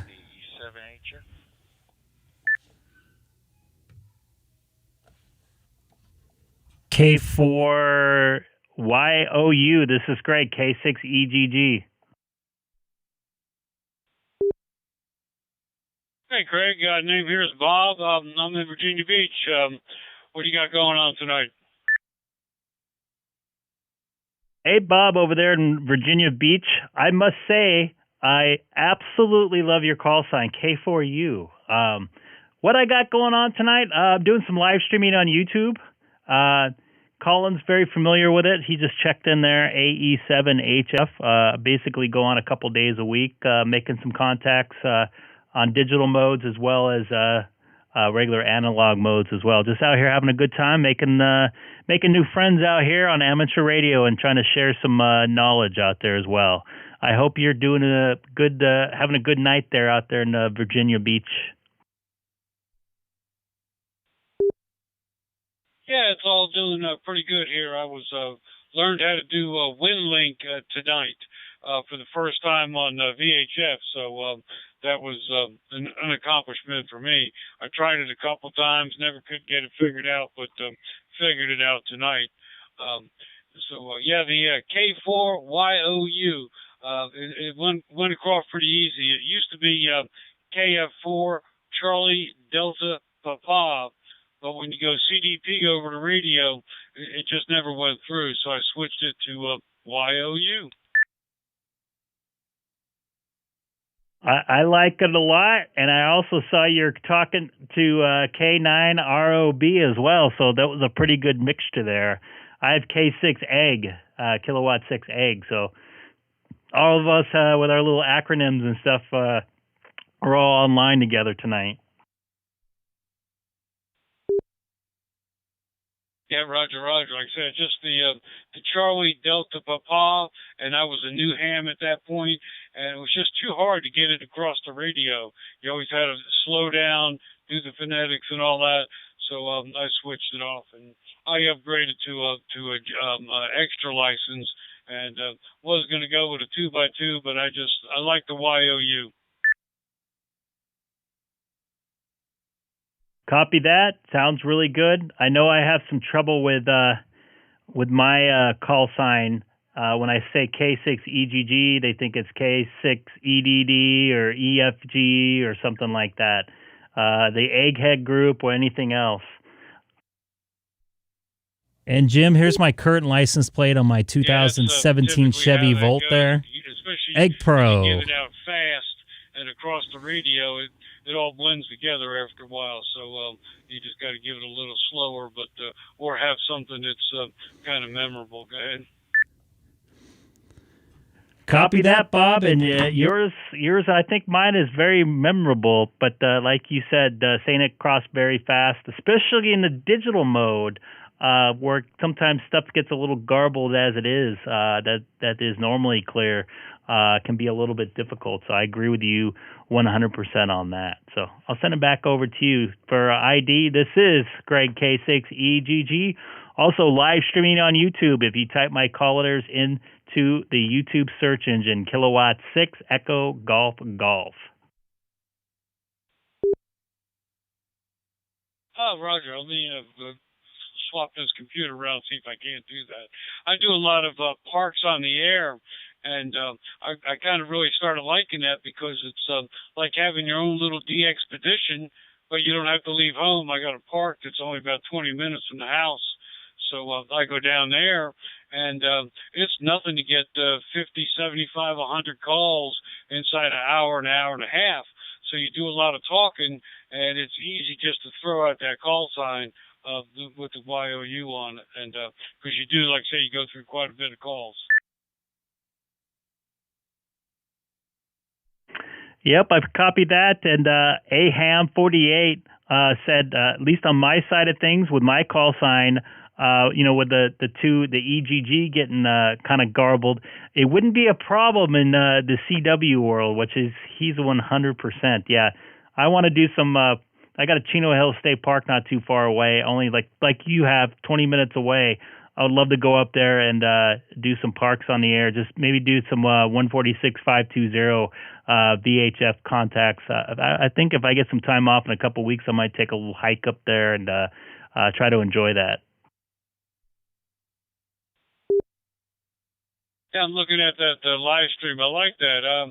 I haven't worked out the camera system on that yet, but I think I'm going to have to work on that. I like that very well. Yeah, the parks on here are a lot of fun. Like I said, you get pile-ups, nothing but pile-ups. So, yeah, there's some of my woodwork right there. Go ahead. Copy that. It looks nice. A nice little mobile rig there. You could just throw it in there. It looks like I see, let me get my mouse here. You got your call sign all in there, too. That's pretty nice stuff, man. Looks like you have a power supply in there, too, with your SWR meter. Is that what that stuff is? Yeah, that was, well, I don't have that radio anymore, but that was a 7000, Icom 7000 mounted in there. That is a power supply, MFJ power supply, a dial meter, and then on the bottom shelf, you can't really see it, I had a signal link and a voltmeter and a USB output. And then right there on the tailgate, you see the power head for the radio was just on that little thing, and it all went back into the box, and it was like a roll-up disc. Just the tops come up and the back goes up, and that's what I started with Parks on the Air. So it was real easy to take it around and move it. Cool deal, man. Excellent setup. I really like it, and it looks like some people in the chat also like it too. Looks like Terry out in Australia is watching too, as well as Lloyd. Pretty cool stuff, man. And please don't forget to hit that subscribe button too. I appreciate it. Not trying to get monetized or anything like that. Just out here making some contacts and showing people what ham radio is all about. So I appreciate making some contact with you over there, Bob, in Virginia Beach, which I've never been there before. I'd like to check that out. Yeah, it's really nice in the summertime. Kind of hot and humid, but if you're into the beach at all, it's really nice. There's a lot to do. Big military town. I was in the Navy for 4 years, got out here, and been here all my life. So it's been pretty good to me, yeah. Cool deal. Yeah, I know a lot of people. You know, they were based in San Diego, and the same thing. They end up staying down there. I think my dad might have been based out of there for a little while. I know he was based up somewhere in the Northeast, like Connecticut, or not Connecticut. Maybe it was Connecticut or something like that, Rhode Island. I can't remember. But he was based somewhere by D.C., if I remember right. I have to text him and ask him. But cool stuff, man. Really cool setup, and a lot of people in the chat kind of like it or like it there. So nice to meet up with you tonight there. This is Greg, K6EGG, also live streaming on YouTube if you type my callers into the YouTube search engine. All right, Greg. Yeah, mighty fun. Thank you, Lloyd. I might have to learn how to do all that. I see you got your Pi-Star dashboard up there.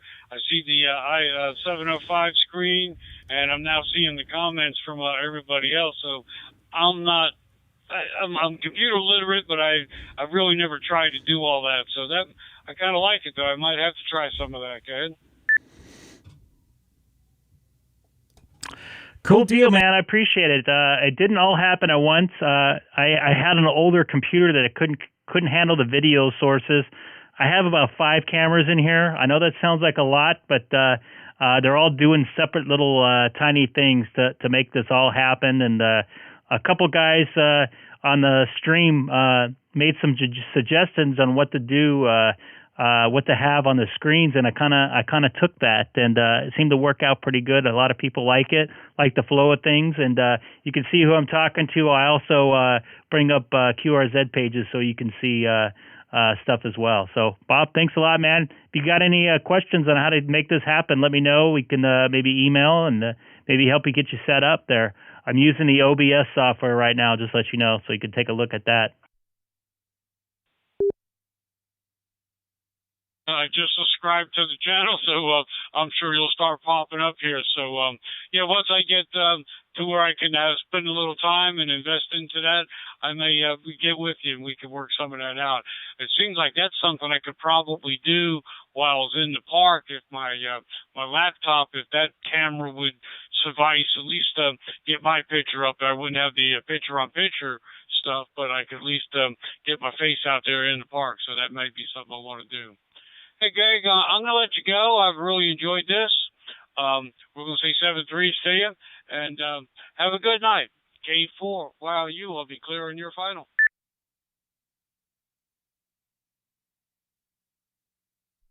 Copy that, K4YOU, K4U. You have a good evening there, Bob. I appreciate making the contact. And once again, you got a great setup. I appreciate jumping in there. This is Greg, K6EGG, also live on YouTube, and saying hi to Mario, watching from Germany as well on his Kenwood THD74 in the chat right now.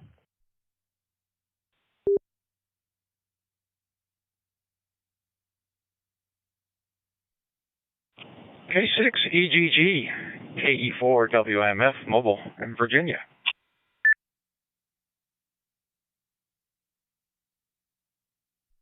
KE4 WMF, this is Greg, K6EGG.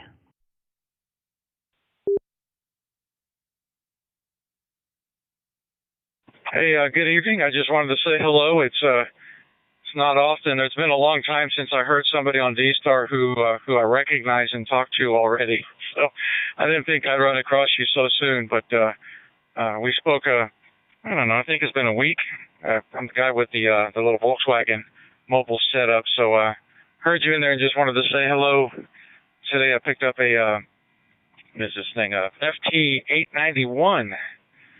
So upgrade. I don't know if it's an upgrade or not. It's an update to the FT857. So I took out the 7 today and then put the 891 in its place.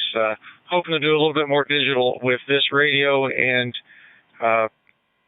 improved signal processing on receive. So I'm giving up 2 meter and 440 single sideband, but I don't ever use them anyway. So I think I'm still good.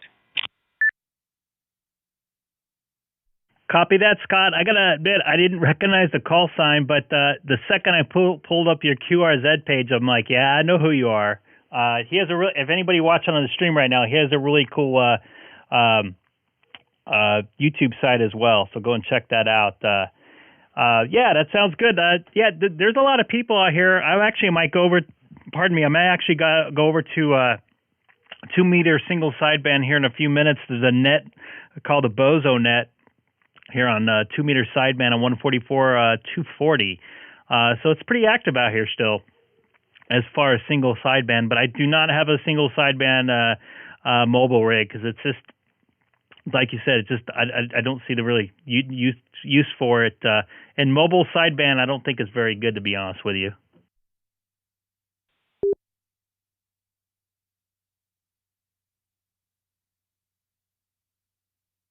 I suspect you may be right about that. I will be keeping the A57 because there's a chance that someday I could try some roving, say for the VHF contest. So I would actually put some horizontal beams, like a couple of Yagis on the roof, and I would do what's called Rover Limited, which is limited to 4 bands. I would be minus the 220, so it would be 6 meter, 2 meter, and then 440 in my case, no 220. And, I wouldn't take the contesting seriously. It would be about the fun, getting out there with the equipment and making some contacts and just trying my hand at it. So I've got the radio now set aside just for rover duty. And then someday I will build the antenna for the roof rotator and all that other stuff. Copy that. That sounds like a lot of fun. Cool deal. I think I'm going to take a standby here for a little bit. I've been going crazy for the last almost 2 hours, and my throat's starting to pay for it here. Not used to talking for this long. But Scott, I appreciate you jumping in, saying hi. It's nice to talk to a familiar voice out there, and I hope all is well. I can't wait to some new videos to pop up on your YouTube site. And have a good evening there. This is Greg, K6EGG for KE4 WMF.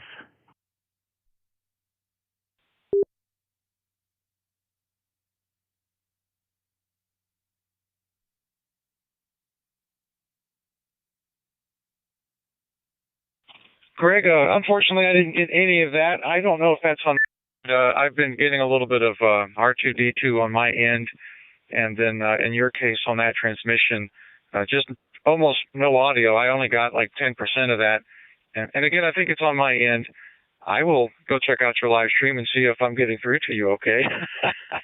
So I think earlier I heard you say you were getting ready to get out and do something else on another net or something. So it's a good time to let you go anyhow.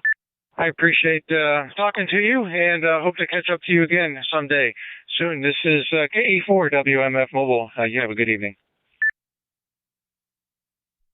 Copy that, Scott. You have a good evening too. Just let you know, I'm showing everybody your website. I'm sorry, your YouTube site on my live stream right now. So take care. And if you're looking later on at the YouTube live stream, and I'm not live streaming, you come in about an hour and 48 minutes in or so. So have a good evening, Scott, out there. This is Greg, K6EGG, also live streaming on YouTube.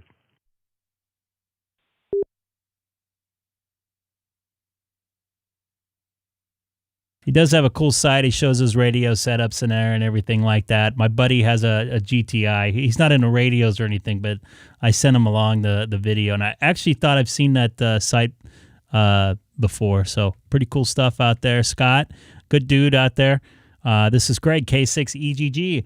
Right now, I am going to disconnect from the reflector. Yes, y'all forgot about me. I checked in 15 minutes ago. Oh, well. 87HF square.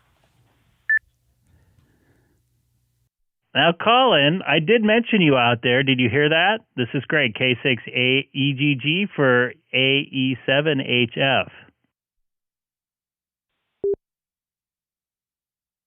Yeah, I'm just busting your balls. I just wanted to key up and say, I think I got an easy call sign to remember, but that conversation's long past. So anyway, just leaving Birmingham, Alabama, heading to, where am I going? Jackson, Mississippi. Your mobile. 87HF. I'm just giving you a hard time. Copy that. I'm used to getting my balls busted because it's felt that way since last March, since I hurt myself. So it's all good. Colin, I'm going to check into a 2-meter sideband net right now, so I'll be back. This is Greg, K6EGG.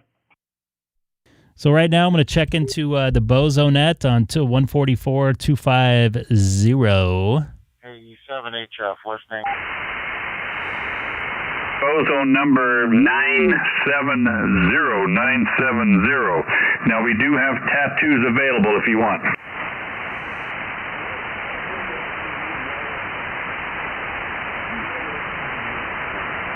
Okay, well, before you become an official member, you do have to take the Bozo oath. Now, this is the official Bozo oath, not to be confused with the unofficial one. So, repeat after me. I state your name.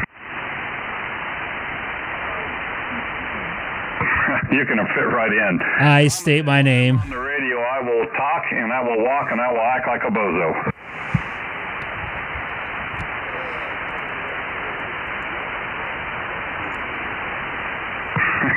Perfect. All right, Jack, you're officially a member now. Welcome to the crowd.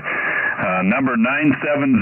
Yep, just write that down somewhere. When you check in the future, give us your number, and welcome to the group. We're Wednesdays and Sundays between 7 and 8 p.m. right here on this channel, 144.240.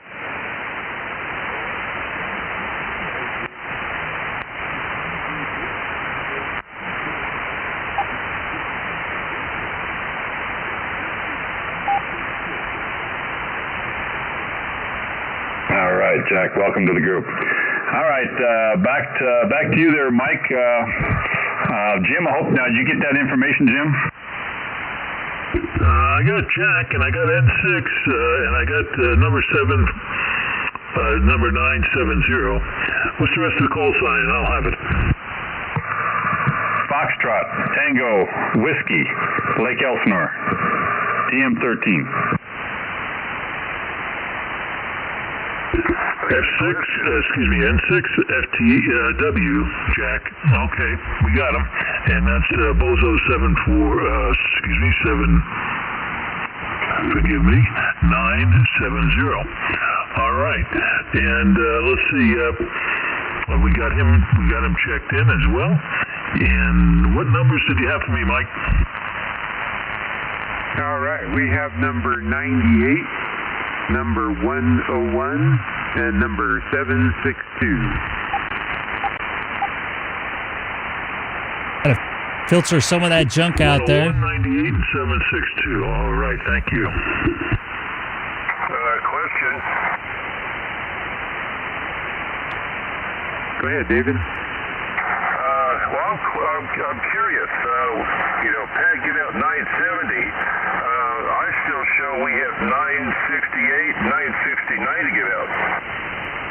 Well, 969 was given out earlier before the net started, and I don't know why they started on that number, because you're right, 968 was the next number in line, and I thought maybe I missed something, so I'm just giving out the number preceding or after 969 there. So if really no one's quick, giving out 968, we'll do that next. I'll show you how I almost got an accident here the other day. Jim's got the info there. Something that John hooked up. Watch this. All right, well, I'm sure I'll get that information. Let's see if I can check in here. And, behind the door. John's supposed to send out now the watch. information. And, I'll wait for these guys to chat here. I wish I could just jump in and check in here. So keep an eye on this this SUV right here. And keep an eye on this white line right here that doesn't look very white. I hit a puddle right here and I start hydroplaning. I get within about 3 inches of hitting this guy right here. So let's check this out. Alrighty. Let me take a quick look down at Wickenburg while I'm down that way, looking for W01. Right there. You see how I switch back? Wickenburg. This is W6PMD. Watch right there. We're looking your direction. See my car tilt? Right there. And then jump back right there. I almost crapped my pants.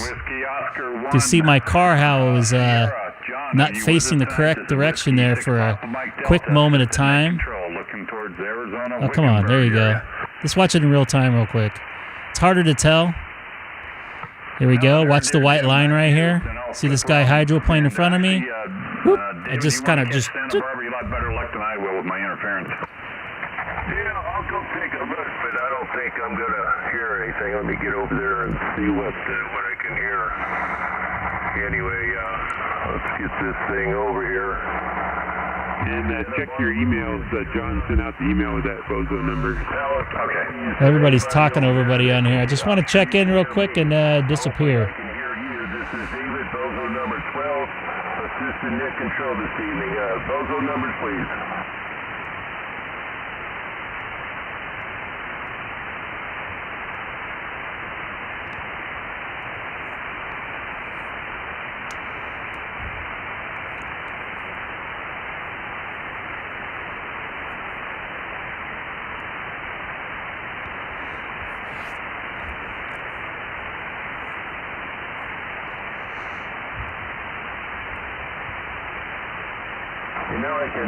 Yes, this is. I normally check in right at 7 p.m. when the net starts, but that wasn't a possibility. You have black eyes, Dana. Come on now. You know exactly where that was taken. That was actually closer to your house than it was to mine. I wasn't even going that fast. I was going probably 52, I think. I looked down right when that happened. So we do have you logged in, number 31. We got you logged in there, Lee. Is that a roger, roger?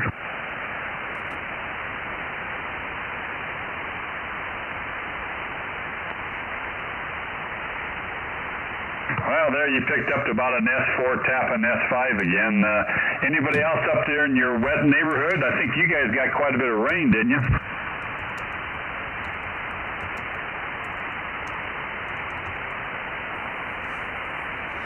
Hoping to check in.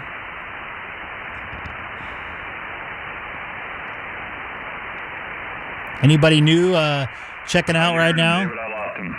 Coming over from the digital mode, just checking into a 2-meter sideband net.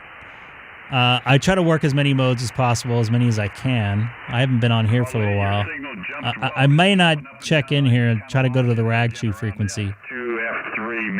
We'll see here. Anybody new to the channel, don't forget to hit that subscribe button down below. Well, I was going to say I'm trying to make to 500 subscribers, but I already hit it.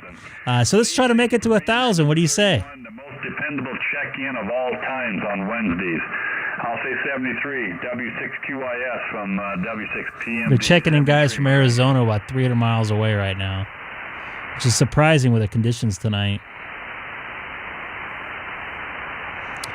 Let's try to do a check-in right quick. Come on.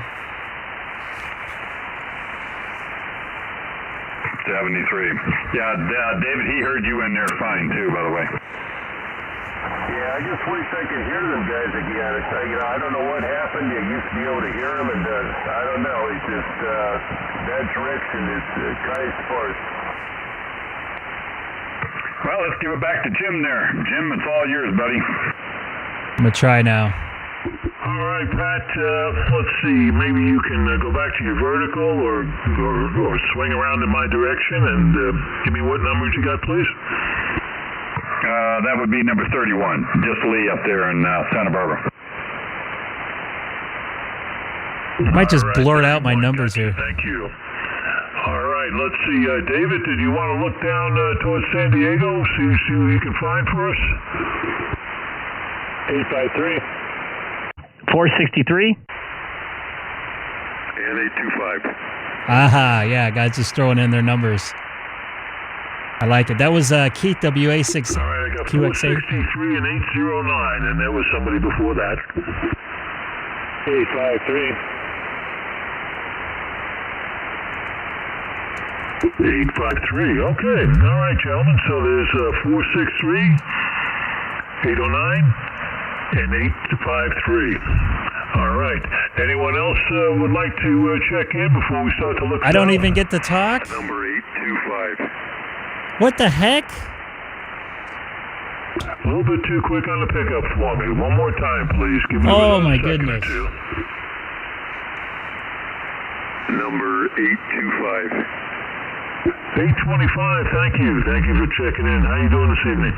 Very good, very good. This is Daniel, N6XQX, 825, and made it through the rainstorm, so hope you guys have a good week, rest of the week. Well, thank you. Yeah. Well, it's we had quite a bit of rain, but we certainly needed it. Hopefully, where you are, you didn't have any damage from it. So, all right. Okay, David, you still with us? Yeah, go ahead, Jim. All right. Did you want to take a look down by San Diego, see if you can pick?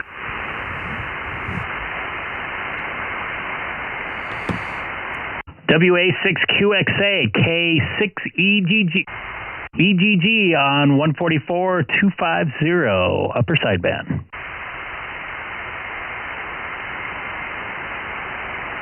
I am upper sideband right now, everybody. You copy? Where were you this morning? Where were you this morning? I took my antenna off last night because of all the rain, because I have my antenna, my window has to be cracked slightly, and all that rain, I didn't want it to get into my car.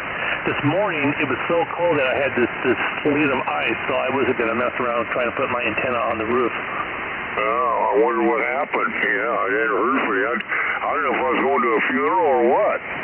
Yeah, well, that was it. You know, with all that sleet of ice and stuff like that, I couldn't put my antenna on there, and I didn't have time to mess around. You had ice, huh? Oh, yeah, it was cold last night, evidently. Well, it was warm in my house. It was nice. Hey, anybody new to the channel, don't forget to hit the subscribe button. Thank you, M6UJR out there, for watching over in Europe and the UK at 3:30 a.m. this morning. Yeah, but, you know, it is what it is. Okay, I think I heard Greg out there. He came off of DStar. Hey, Greg, WA6QXA, you copy? I got my radio lower power because, you know, the Bogernets are going on. Can you hear me? Copy. I got you loud and clear, man. Nice talking to you, buddy. It's been a while. Everything good in your world? Yeah. 2 more work days, and I get a 2-week off. So, yeah, it's all good. Excellent.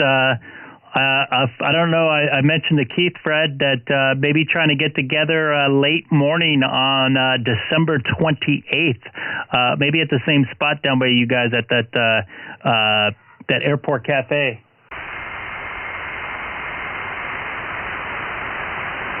Fred, you copy? Yeah, you buying, Greg? No, I heard you were buying. Well, sure.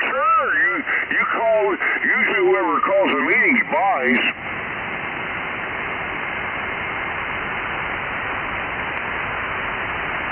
Sorry, my daughter came in. Say that again, Fred. I said usually when You call somebody else, that's the one that usually pays for everything. I think Fred is a super rich man. He should pay for everybody. I know, 6DL, I couldn't help that one. Hey, Greg, I got kicked off this bus, the bus last week. What bus did he get kicked off of? One of those buses, I was letting some stinkers. I ate a whole bunch of Mexican food, you know. Gas, you know. Well, at least you weren't playing your flute. Anyway, the bus is still out of service. I thought they were natural gas. It's a joke. Hey, did you hear my joke? No, yeah, natural gas? No, I said at least you weren't playing your flute. Yeah, I heard that. That was me, Fred, AJ60. Hey, AJ60, I got something that I got to ask you. Uh-oh, I hope it's an easy question. Okay, APRS, okay? To make it work, do you have to put your call sign in there? Yeah, you do. You do. And it's been so long since I set mine up. So do you have an APRS radio? Yeah, but you can't put like red, my radio red, and my friend can put yellow. You can't do it that way. Give it an address. It has to be a call sign.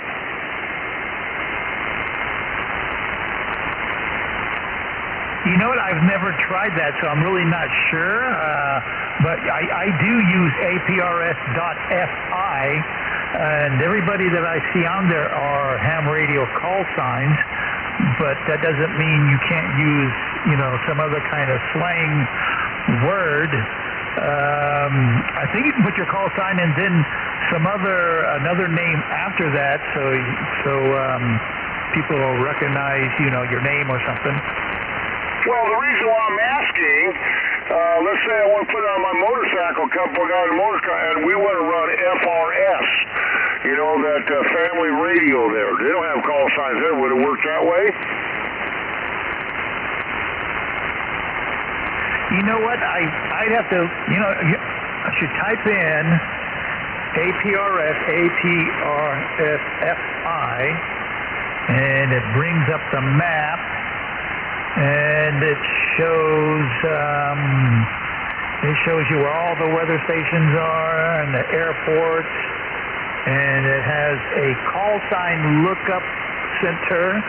So I don't know, but if you go to APRS.FI, go to their page, there's all kinds of information and instructions. So you might be able to do that. So the page that I use is, I think it's made strictly for ham radio operators, though. Okay, well, another question is, can you run APRS simplex? Will it recognize you simplex?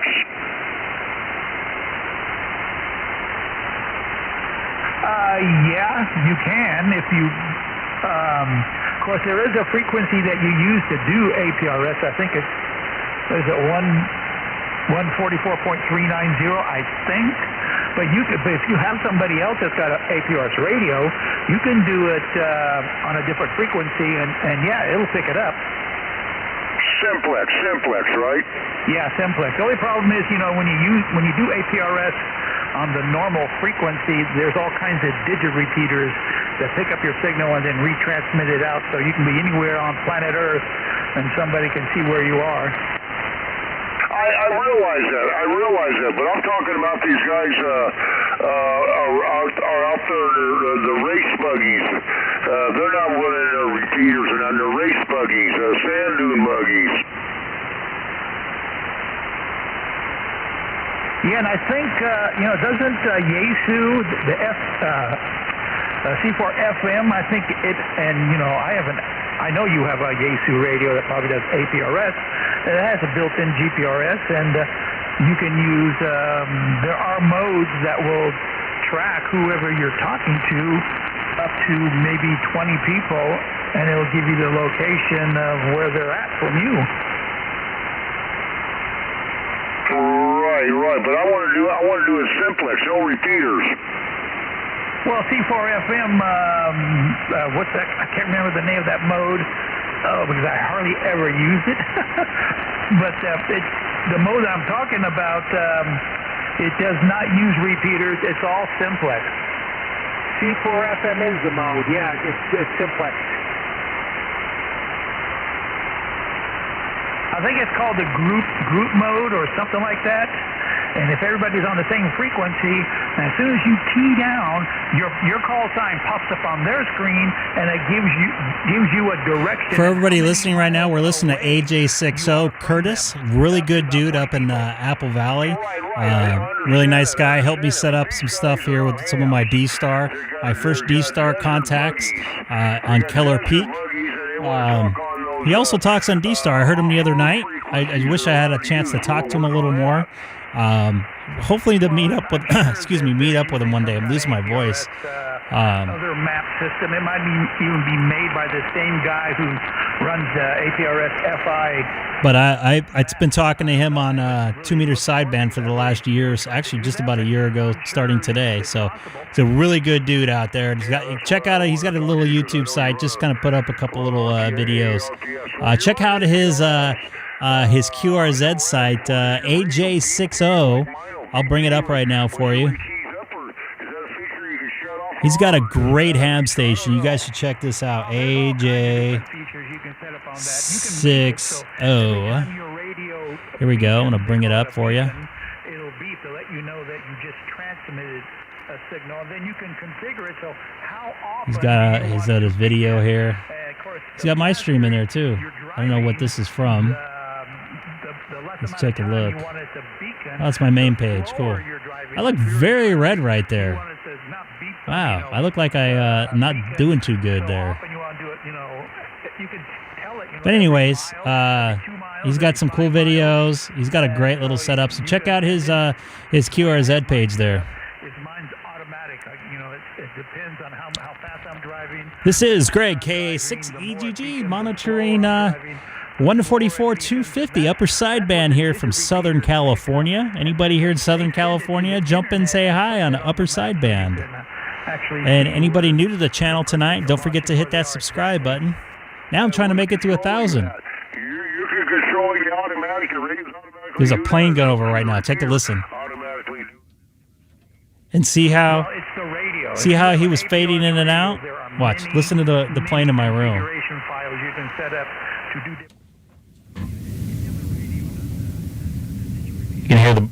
You can hear the plane in the background. That's taking off from Ontario Airport. WA6QXA. WA6QXA. So it messes with the frequency. It's weird. Keith, Keith, right? Yeah, you're not Alex. You're Keith. I heard you got a new microphone. Yeah, I'm talking on it right now. I'm not running full power right now because the net's going on right now. I sometimes bleed over on it, but yeah, an RE20. Wow, I mean, that is cool. Of course, now you need to get an Avalon 2 preamp. You need an Orband 6300. And then you need a Starlight 3 or 2, blah, blah, blah. Something or other. Scarlet. And then you need like a 20-channel mixer, camera, 16-channel software, and you're good to go. Indian. Man, I haven't heard you for a long time. I was just thinking about you, like, man, where's Curtis been? How you been? Well, I've been playing ham radio stuff. I've just been doing a lot of recording and putting it up on my YouTube channel. But I'm still here and there listening. I hear you out there. I follow Greg pretty much everywhere he goes. But it's a lot harder nowadays because now he goes DStar, he goes to DMR, he goes to C4FM. So it's kind of hard to, I got to look really closely on his page, his live feed to see what reflector and stuff he's on. So he's a little bit harder to catch these days. Roger that. Well, it's definitely good talking to you. I'll have to get on and look at your YouTube page. I haven't looked at it for a while. Hey, that RE20 is an excellent microphone. I have an RE27. You're not going to go wrong with that. That's the broadcast standard. I'm not a fan of the RE27. Sounds unnatural. Yeah, I've been pretty happy with it. It's going to be a double microphone for live saxophone, too, so that's how I justified it. RE7 sounds very raspy and unnatural on the high end. And it's very sensitive for a dynamic.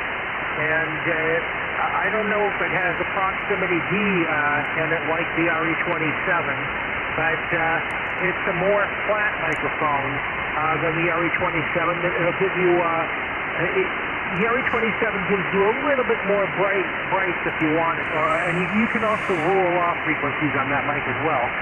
That's why I chose that one. And they were about, well, when I bought mine, it was the same price as an RE20. And yeah, you can't go wrong with an Electro Voice.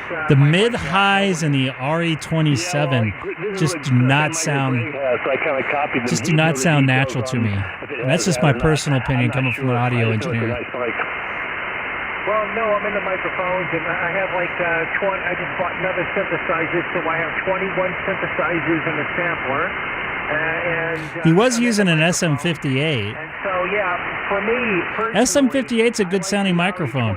As far as being on the radio, you can probably not tell too much between an RE20 and an RE58. An SM58. If you're doing a live stream like me, you could definitely tell the difference. I like it. It's an excellent microphone for broadcast. Hey, K6EGG, I got to be honest with you. I don't have any Yaesu products other than the Yaesu VX5. All right, well, thanks. Yep, very good. So I can't give you a good any good info on that, but maybe someone in the stream has one and can give you some info. Yeah, Fred. Do I sound a little bit louder than normal? Well, right now, SM58's a good microphone. That's a good PA microphone too. And people always think because they buy an expensive microphone, that means it's good for everything, and that really isn't the case. I have a $1,500 microphone, total overkill. This is total overkill for ham radio. I have a TLM 103, which is $1,600 microphone. It sounds so good into the stream. Natural, full, rich, all the frequencies. It picks up everything in my room. You can hear the dog barking 2 houses away. Just a really good sounding microphone. It sounds like crap on the radio. It gets a bunch of RFI, into it. Sounds raspy on the mid-highs. Just not a very good sounding radio for a sounding microphone for the radio. Every microphone is made for a different function. So when someone says, I bought a expensive studio microphone, you may be using it in the wrong format so that it's built for. So it's all relative to what a good microphone is to you and what your use for it is. You are correct on that jack of all trades. Although for live broadcast TV, I can't use it. It does not sound very good for what we use. We use something very similar to it that has a little more pickup to it. It's called MD46. Shure MD4. I'm sorry. Yeah, it's a Sennheiser MD46. I think it's Sennheiser. Let me double check here. I have a lot of condenser microphones around here. I am so bad with model numbers. Yeah, it's a Sennheiser MD46 we use at work. This is it right here. It's a little bit more expensive. It's a cardioid, not a hyper or anything like that. You get a mic flag for it too. Yeah, so this is what we use for work mainly now. Great sounding microphone. The only problem is, for the environment where we're using it in for live sports, we're in a loud stadium, so the pickup is a cardioid, which is very similar to this. It has like this range. So when I get back here, I start losing the dynamics. So if I was in a loud environment with this microphone, it would basically cut out everything on the side. The side grill here on this microphone is out of phase with the front of it here. That's what makes this microphone that dynamic super cardioid. With the MD42, it does that similar, just on very smaller similar fashion. The the SM58 does it in a similar fashion, but does it with a lower gain structure to it, so it doesn't have a lot of power behind it. Still a good microphone, but just not for television on the live side of things. U87s are a nice microphone. Very nice microphone. Very expensive. Half the price of an RE27 or an RE20. That is also an excellent microphone. You may use this. It uses the same capsule as the RE27. See, the thing with the U87, it has a couple different capsules within it. So it basically is 3 different microphones in the one. That's why it's so expensive. It has a TLM 102, 103, and I forget the other capsule it has in it. But the U87s, man, you got to have some cash for those microphones, and you would not want to use that in a radio situation. Not even in a radio station, because it just doesn't sound too good, at least in my eyes. Is made in China, as China says. And I don't know where the 27 is. That's probably made in America too. China. Yeah, I don't know, but the 320 I can't believe he said that. Does have the updated capsule and I believe the proximity effect as well. Now, you got an excellent microphone. It's still made with the parts that Electro Voice specified. Yes, he said that correctly, didn't he? It was made in China. But, I don't want to offend anybody here. Yeah, with that class microphone. But I do have some hashtags in there. Let me bring them up here. Let's take a look at them. K6EGG, I'm going to let somebody else do some drawing there. How about Greg, K6EGG? He's on single sideband tonight at the moment. Nice talking to you, Noel, N-O-E-L, with a 6 stuck in the middle. And you too, Keith, WA6QXA, and my buddy, best buddy of all, Fred. Nice hearing your voice again tonight, Fred. Comment? I'm done. Go ahead. I want to jump in and say something about the beautiful RE20, which is probably my favorite microphone I've ever owned in my entire life. The older versions, everything made prior to 2005, and also they're different prior to 1988, I believe, have a special richness to them because I think after 2005 they changed the element in the front. And they changed the part manufacturer, and I don't think they make them handmade after that point. So they do sound a little different. I'm actually compared to this mic that I got in 2000, I think in 2000 or 2001, to one that I know somebody just bought within the last year, and they did have a different sound and a little bit of a pickup. He actually had 2 microphones. Both the 2 microphones sounded very familiar. Obviously, this is a 15-year-old microphone, but it just had a different richness and sound to it. Yep, I'm not going to knock it, that's for sure. Yeah, you know what's weird? It sounds the same on sideband as it does on the digital modes, which is very unusual. And I want to also bring up something with the RE27. I had an RE27. I personally thought it was going to be a step up. There was something that sounded unnatural about the mid and highs on that microphone. Yes, it did sound brighter, but it just didn't sound natural. It almost sounded like an EQ'd or something like that sound to me. It sounded really nice and low, had really good clean low end to it, had a nice pop to it, but something just didn't sound natural to me once again on the high end of things. Did you try changing the dip switches, or 3 of them, the roll-offs on the back of the mic? I did, and it also, when I did that, it kind of dulled it out. It made it more unnatural. Like I took too much EQ out. And that's just my own personal opinion, the way it sounds. I know some other engineers out there that said the same thing, because I asked why they got rid of the RE27, and before I even said anything, that was the first thing out of their mouth was the high end on it. That's why they actually don't use those in the PA room or PA for PA microphones in stadiums and arenas, because you have to ring out so much high end, you lose the natural sound of the voice. And actually, the RE20 they use at Dodger Stadium for their PA. Just a little a fun fact there.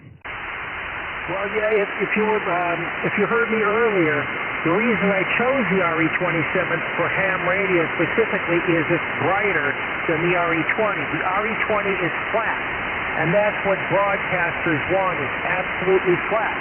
So you choose a microphone based on the application, and since I'm using it with a radio that has a parametric EQ, I shape it very well, and I get myself to sound close to how I would sound in person with it. So, your comparison or your analysis is completely correct. If you're using it for another application than ham radio, if you want it to be more natural, it's not going to be, because it is enhancing the brakes a bit. The RE20, of course, then would be a better choice for you because it's flat.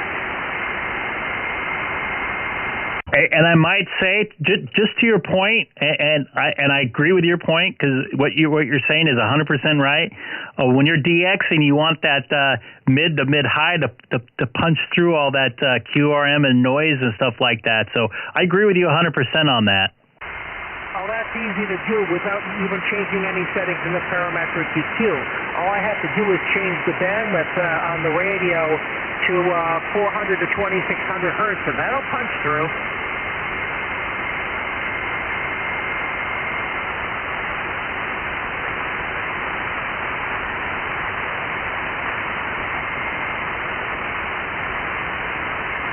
So, I mean, depending on what radio you have, even like the 9700 and the 7300, you can change your bandwidth to narrow. I think was it 300 to, oh boy, I'm forgetting right now, but you can set it narrow and punch through. Yep, absolutely you can. I'm as wide as I can right now, just because we're all just talking local, so I don't really see the need of it, because everybody can hear everybody clearly. I think everybody would agree with that. But yeah, I agree with what you said about your application for the 27. Roger. Right, if I were using it in a broadcast situation, or to play live music, a guitar, or I would use something else for a guitar, but I don't play guitar, but or sax or whatever, I would want the flatter version to capture the more natural sound of the instrument. So in that application, absolutely. So basically, for people who know about microphones and audio, you choose your microphone for the application you're going to use it for. Wasn't I just saying that a few minutes ago? What you said about the RE27 is correct. Especially, I mean, for a studio setup, that would definitely not be the right mic for somebody who's planning to run it in the studio. Yeah, and for me, and what I'm doing here with the stream, and using the same microphone to get a different effect. I'm taking the audio feed from the radio monitor side of things, and what I'm doing here for the YouTube stream, I want to use the same microphone, so I wanted this is the close thing I have to making things best of both worlds. I did do some EQing and some adjustments with Keith K6EGG to get them dialed in a little bit and sounding nice and bright and full and rich. So this microphone, like you said, for my application is perfect. So I'm trying to do two different things. Okay, yeah, I've seen you on YouTube, and yeah, I've seen that RE20, so that's very good. As I said, those are great microphones. They're not going to go wrong. You did your research and you chose the right mic. NO6CL, Mojave Desert. K6EGG in the city of Chino, 2 miles north of the Chino airport. Also live streaming on YouTube to about 13 people right now all over the world. Standing by and monitoring here. And it's nice to be on 2 meter sideband. It's been about 3 weeks. Well, when I was flying, that Chino Airport had an excellent airport cafe over there. Boy, I haven't flown in a long time, but yeah, that's one of the airports I used to visit. And I've actually had breakfast with a few fellows out here on this frequency that, if Keith is still out here, I think I met Denny there. Obviously, I just said Keith and AJ6BE. I think he's still on his way over to his new home QTH there in Nashville, Tennessee. So, really good cafe. Good. I like their omelets, and I really like their French toast combo as well. It's very consistent. I like like a small style diner, greasy spoon, whatever they call it, food. Yeah, right on. There are a lot of really great airport cafes. I'll tell you what, I used to fly out of Brackett, and as I said, I hadn't flown in a while, but stay away from that airport cafe at Brackett. Oh, my God, forget about it. I actually kind of like it. I threw up their food one time in a plane, though. I definitely had some hit and miss service with it. The last 2 times I've been there, it's been kind of So, yeah, I know what you're saying there. So, all right, man, I'm going to take a standby here for a few minutes. Let somebody else jump in there. Fred and everybody out there. Noel, nice talking to you. Curtis, thanks for watching. I heard you in there on the DStar or something in there. C4 FM or whatever it was. I can't remember the other night. So you guys all take care. This is Greg, K6EGG. Going to be standing by. Alrighty, and take 2 so there, Greg. 73, I'm going to also stand by and let others talk. I've been yapping for quite a while. NO6EL, just monitoring. I think I'm going to go over to maybe reflective. Yeah, I'm curious there. Let's see if I still have it. Yeah, I'm curious, Greg. Okay, I'll stay here. I know you have a splitter in your microphone cable, and one goes to your radio, the other one goes to your mixer board. So I'm thinking whenever you're just talking on your stream without wanting to transmit through the radio, is your mic always on? Is it always hot and you just have it muted? So my signal flow for this microphone, if you're watching, I have the microphone going into a splitter. I'm taking the direct out and feeding my Avalon preamp. The ISO'd out, I have ground lifted and going to my radio, and the Avalon is feeding my mixer, which I pot up and down when I want to talk to the stream only. I turn that fader into mute, or I turn it off when I talk on the radio. And when I have the radio potted up, you can hear me through the monitor in and out of the radio. So it gives a little bit different presence. You can tell that I'm talking on the radio, if that makes sense. Okay, yeah, because I just recently, as you know, I do have a little 8-band EQ. And on the back of the EQ, there is a 1/4-inch jack for a stereo headphones, and that's there so that when you first get this gadget, you can put on headphones and you can EQ so your voice sounds how you want it to, and then you unplug it and then you run it into your radio, and then it does its thing. So I was trying to figure out how you were doing that. So I have this little 4-channel mixer, and I have a short cord, stereo cord going from the back of the headphone jack on this 8-band EQ, and it's going into one of the channels of this little mixer board. So whenever I'm talking on my microphone, I hear my voice all the time, and I can turn it way down so I don't want to hear, don't want to hear myself talking. And so when I key down, I'm still listening to my voice through the monitor function of my radio, but I'm also hearing my voice coming through this stereo phone jack on the back, and there's no delay. It's almost instantaneous. There's no latency. That just so happens if I ever decide to ever want to go live stream, I can kind of do what you're doing, but I haven't decided I really want to do that. I really don't have the face for doing public broadcast type of stuff. Plus, my desk is really, really small. I mean, it's already packed out, and I see yours when you show it sometimes. You got a pretty big desk there with all your mixer boards and everything. Mine is just, I got wires everywhere. But if I were so desired to want to go live stream, I have everything set up to do that. So I don't know, I might change my mind and do it someday. Well, that would be really fun. I know a couple of guys that do it, KB2UKA, W7HU. Talked to, at least emailed both those two guys. Those guys are really good dudes. You know what? Just be yourself. You think I really have a face for doing YouTube? I absolutely hate being on camera. It drives me nuts, and I have a note here so I don't pick my nose.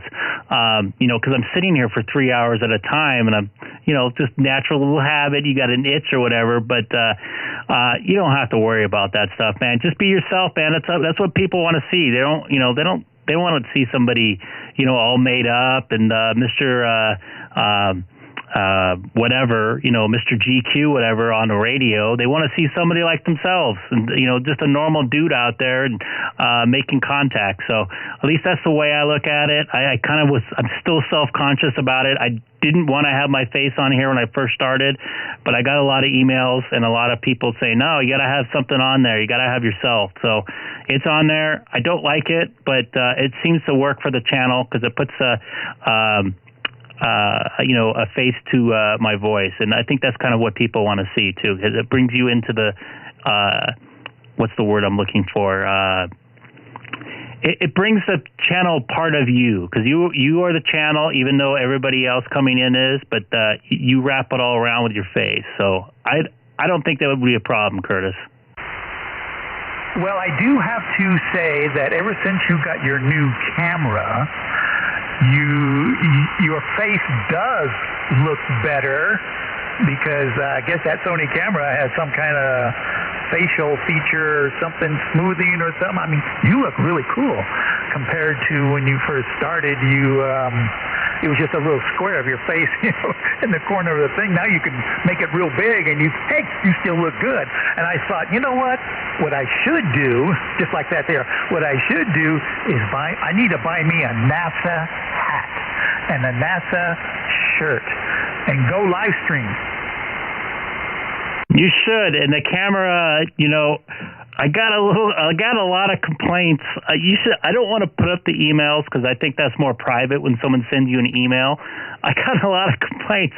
Why do you look pink? Why? I mean, I used to see some of the emails. They asked me what seat I'm sitting on, what kind of seat, what kind of chair. But anyways, I got a lot of complaints about my camera. And the second I changed my camera, I noticed that I know it sounds weird, but my subscriber base started going up, which was weird. But it looks more professional, I think. It's a 4K camera, I believe. I'm sending it 1080p at 60 frames, and I have some of the aperture. I think I rolled in the back, so it looks like a real broadcast camera. It looks, pretty clear, and the frame rate has a lot to do with it. So, making your channel look professional is some of it. And I look back at some of the stuff I did in March when I was first checking you guys, when I was first doing it. It didn't look good, and that's why a lot of people probably didn't watch. And it's just for fun, obviously. But Rob brought up a good point out in Riverside. The light made a huge difference, and I hate the stupid light in my face for 4 hours at a time.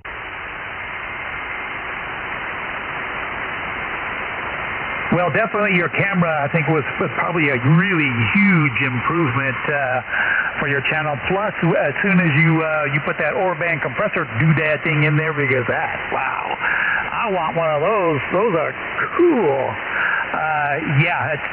You definitely look good. The camera definitely makes all the difference in the world. I have several Nikon digital, full frame cameras that are, have a big sensor that'll do the same thing. But I don't want to buy a battery eliminator and then figure out where I'm going to hang this big old thing. And I don't have enough room in my office thing here to really do that. But I have a habit of changing my mind. I might change it and do it just for fun, but it'll probably scare everybody away, for sure. So, yeah. Anyway, Greg, just thought I'd say that I enjoy watching your channel. It's cool. It's growing. And, yes, I think by the end of the time next year, you should have over 1,000 subscribers.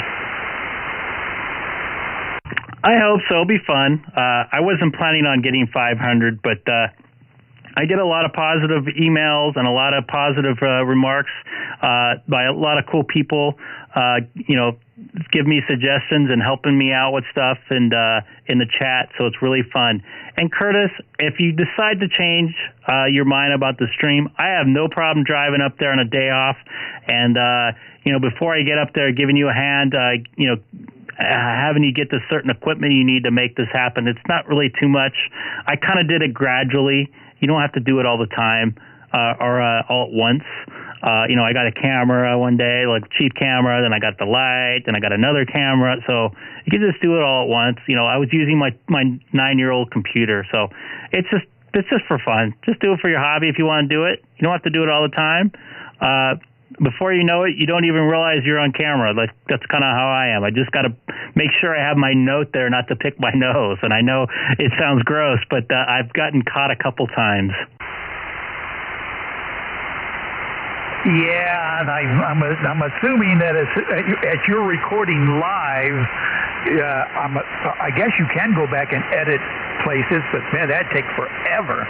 Plus, YouTube, their editing features are, man, it's slower than molasses.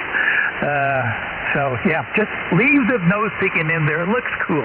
Anyway, I'm gonna jump out here. Let somebody else do some talking there. K6EGG and AJ60 Apple Valley. Copy that, Curtis. That offer is still there. So, as long as I have a couple, a day off or an afternoon off, I don't mind giving you a hand, man. You've helped me out so much, especially with the DStar stuff. You and Gabe have been really patient with me, as well as Bill and K6UTD. So if I can show you anything, how to get the OBS started, you seem to be very computer literate with some of the stuff you've been doing. So you're pretty smart, dude. But once again, if you need a hand, feel free to give me a call anytime. This is Greg, K6EGG for ID, also live streaming on YouTube. Just type my call letters into the YouTube search engine, Kilowatt 6 Echo Golf Golf. All righty, I vote to keep the nose picking out, NO60L. So, Greg, you don't have a makeup artist before you go on stream? Yeah, it's my daughter, Haley. Oh, there you go.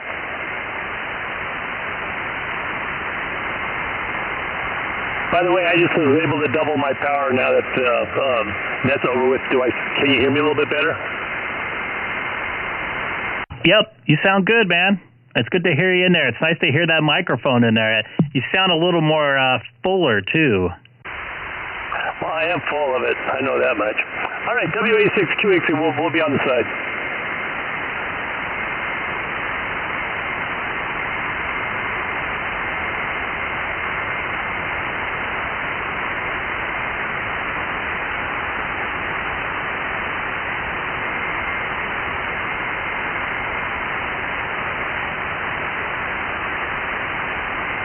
I'm still waiting for Curtis to do a Zoom with you. That's what I'm waiting for. I can do it, not right now, not this second, but I'm definitely, I have the computer to do it now. Curtis, you game for that one? I'm kind of bashful and shy. I'm a shy guy type of thing. I'm sure it's going to happen sometime. My laptop, it's no slouch, but even when I run my camera at 1080, I don't know how the Apple software for OBS is, but one for the Windows version, it has a feature where you tell it, and it'll go through your computer and it'll tell you what the optimum setting should be that you can record at with a camera. And mine says I can go 1080p at 60 frames, but I tried that a few times, but every once in a while it started hiccuping and then start slowing down. I go, yeah, it's probably a little bit too fast for this single laptop computer, so I figure 1080p at 30 frames, it seems to chug along pretty good. Yeah, that's what I was going to ask. If you scale down to 30 frames and see if that was any smoother. And actually weird, because I have a GoPro 8, and it seems to work even better if I run it at 2,700 the resolution and then 30 frames per second. And it does good. Looks smooth, and it's really high definition. Hey, whatever works best.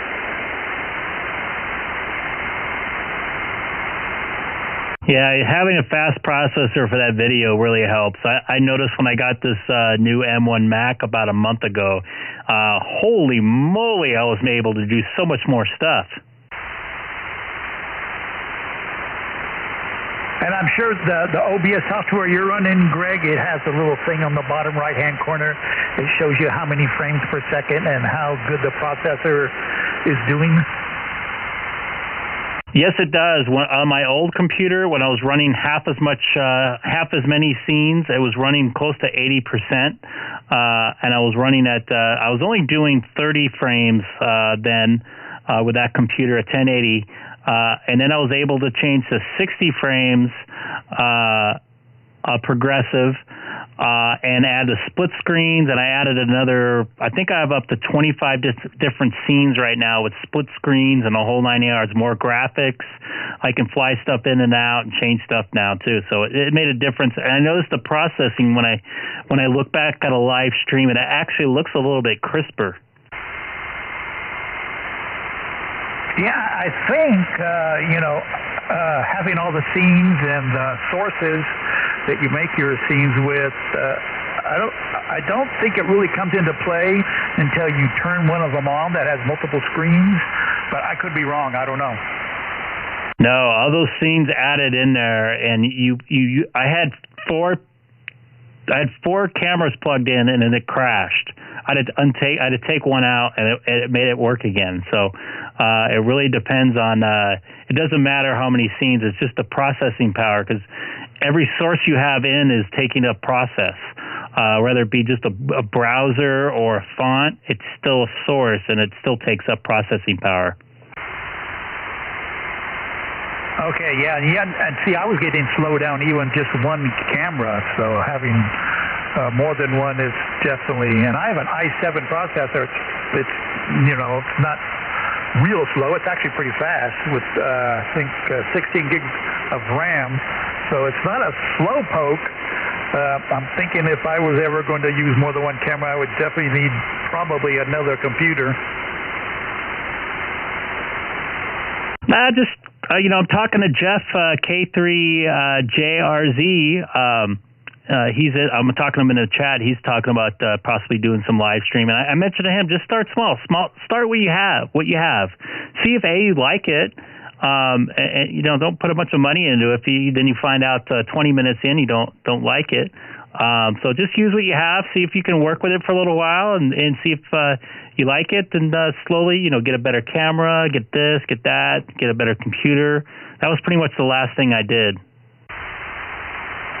Greg, are you monetized on YouTube?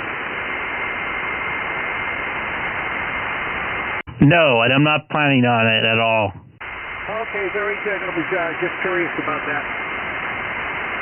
I could if I get another 400 subscribers, but I've decided I'm just going to do this for fun. I don't want to be one of those guys out here trying to sell something. I just want to, make contacts out there in ham radio, have a good time, and share information, and maybe promote the hobby as much as I can. Maybe at some point, but right now, no. I mean, I don't have enough people, and I don't think I will have enough people to make a big difference. So I'm not going to, bug people about it. All right. Anyway, I've been subscribed to your channel for about a month or so. I think about that, and that's totally cool. This is amateur radio. It's about fun, and I think eventually, you'll get more subscribers as word gets around. Especially with the 9700s, they can't even keep those things in stock.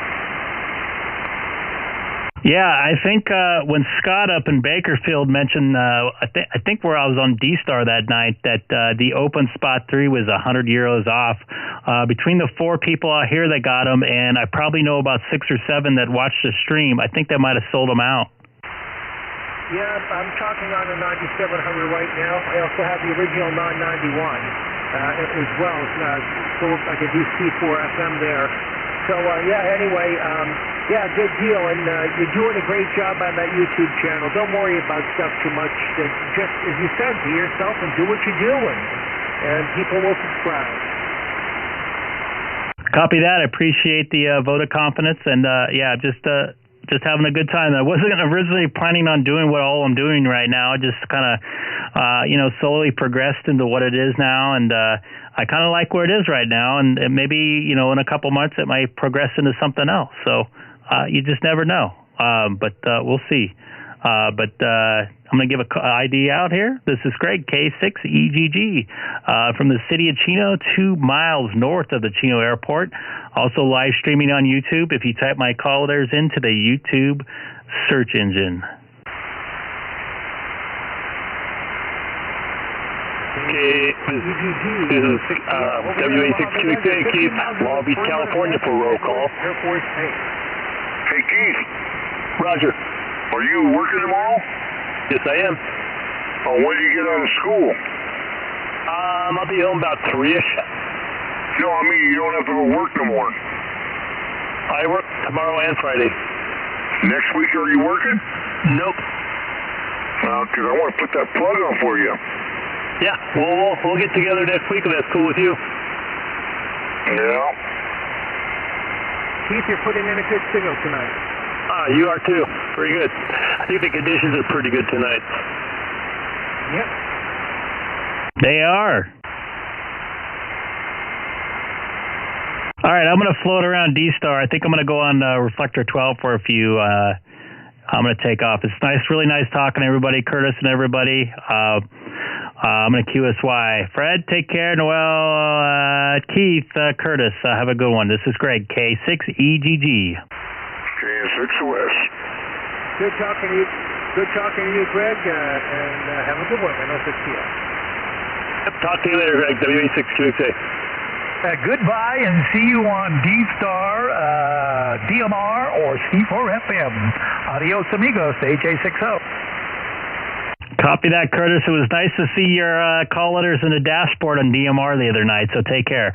This is Greg, K6EGG, QSY to Reflector 12 Alpha on DStar.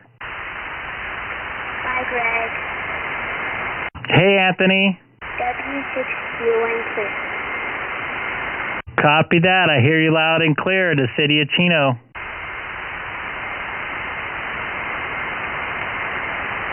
All right, I'm going to QSY. Take care, everybody. Hey, Anthony. How you doing? This Keith.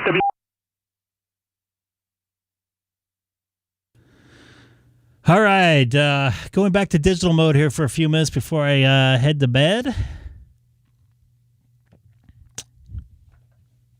So here we go, everybody. This is Greg. Kate, hold on a second.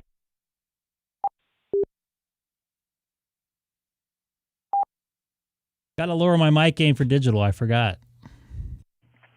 This is Greg, K6EGG, monitoring Reflector 12 Alpha from the city of Chino, 2 miles north of the Chino airport. Also live streaming on YouTube. If you type my call letters into the YouTube search engine, Kilowatt 6 Echo Golf Golf. I keep on forgetting I got to turn my audio gain down for my digital world here. So everybody watch on the stream right now. I'm monitoring Reflector 12 Alpha. I don't think I'm hearing a lot of people out here tonight.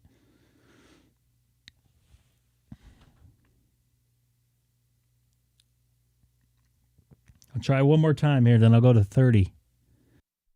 This is Greg, K6EGG, monitoring Reflector 12 Alpha on my DStar hotspot and also live streaming on my YouTube page. If you type my call letters into the YouTube search engine, Kilowatt 6 Echo Golf Golf.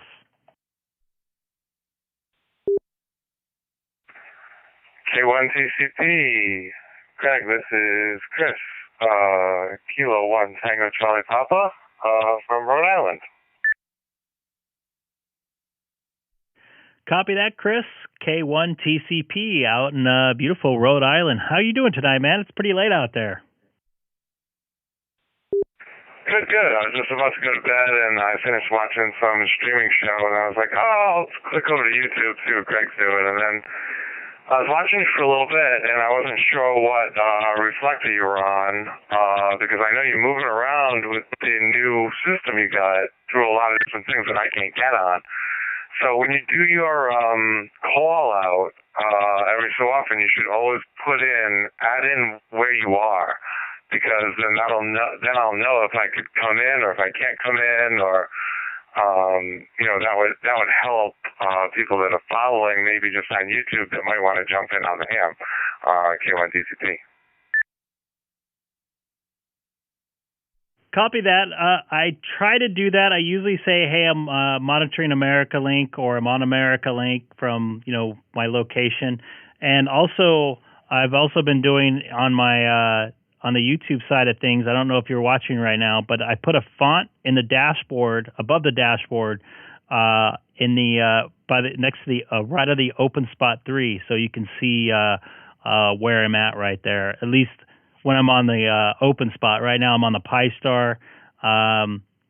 It says it when sometimes it says it when I'm transmitting, sometimes it doesn't. So I haven't set it up for that yet.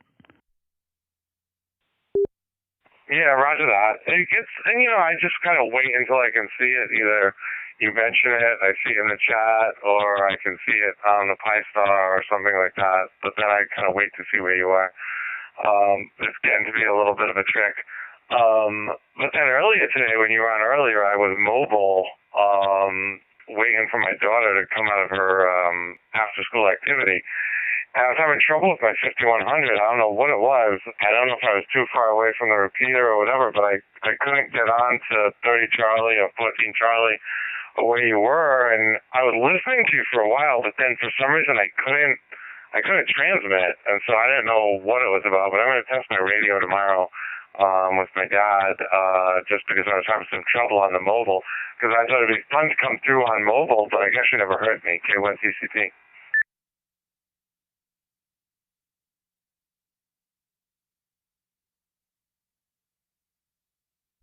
Copy that. I think I was on 30 for just a few minutes earlier, and no, I did not hear you in there. And I want to say hi real quick to Dave, W3RDE, watching out on the East Coast. Yeah, that would be pretty cool. I would love to hear that. You can maybe put some headphones in your daughter's ear, and then she can kind of hear you a little bit delayed. I think that'd be pretty cool. Yeah, roger that. Sounds good. Let's let Dave come in if he's online, K1TCP, back to the group.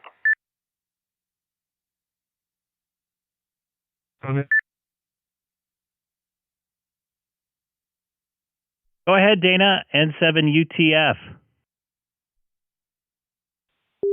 I said your caller is wrong, sorry.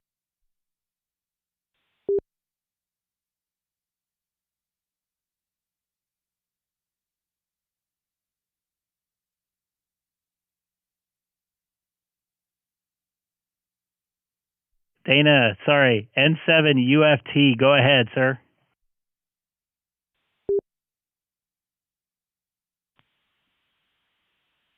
Yeah, do you copy me? I'm trying to talk to you on open spot.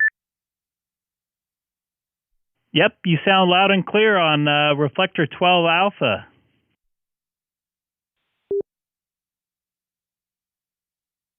Cool. Yeah, I was waiting till you later came back to one of our regular reflectors. Still having trouble with my open spot going on to the Brandmeister, but I'll work on that when I get home. But yeah, I just thought I'd call you from Albuquerque and say hi and congratulate you again for your 500 win, which I knew you'd get anyway.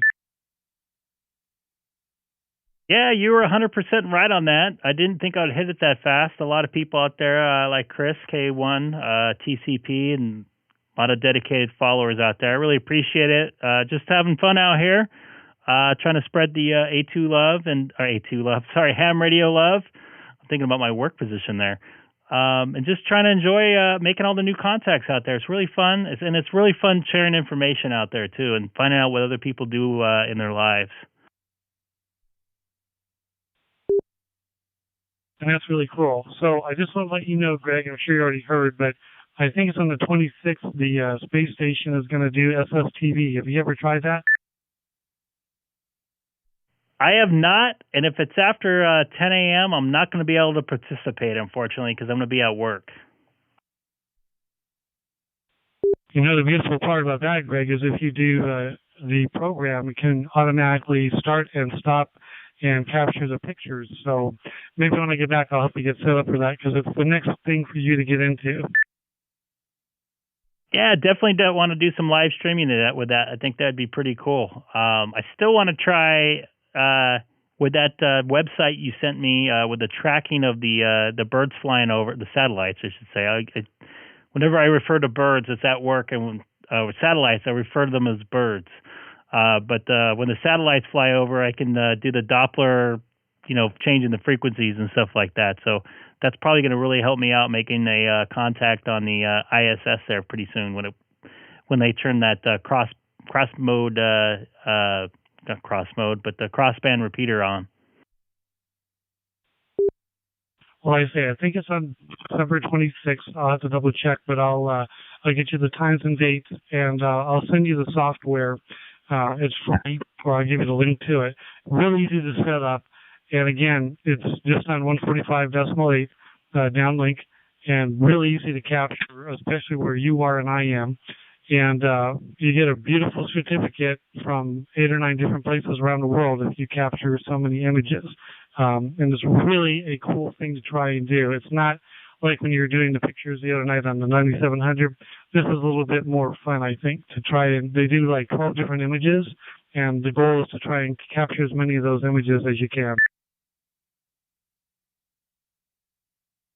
Yeah, that was like trying to download pictures from 1998 from AOL Instant Messenger with the 9700. I mean, it's cool technology. You're doing it radio to radio. If I was just doing it through a repeater, it'd probably be really cool. But yeah, I understand. That would be pretty cool. I'd like to be a part of that. Like I said, unfortunately, I am working, so I don't know how I'm going to be able to participate in that. Well, usually, Greg, and I have to look again because I've been out of pocket, but they do it over a 4 or 5 day period, sometimes more, depending on EVAs and other things. But it's not just one day, so you'll easily be able to capture one or more of those days.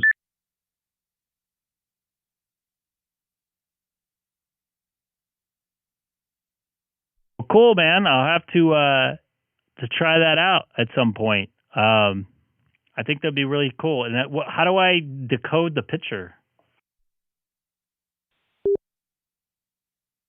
There's a program called WSJT, which is free, and you download it and it'll decode it. And also there's an app that I have for Android. I'll have to see if it's for Apple, but there's multiple different ways, and it's so simple to do. At the latest field day, I was there, and I had everybody set up using just their portable radios and using their cell phones to download the images.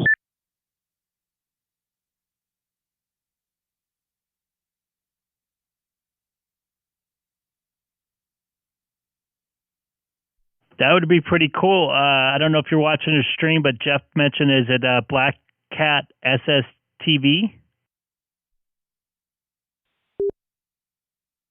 Yep, that's another one. SSTV is another one.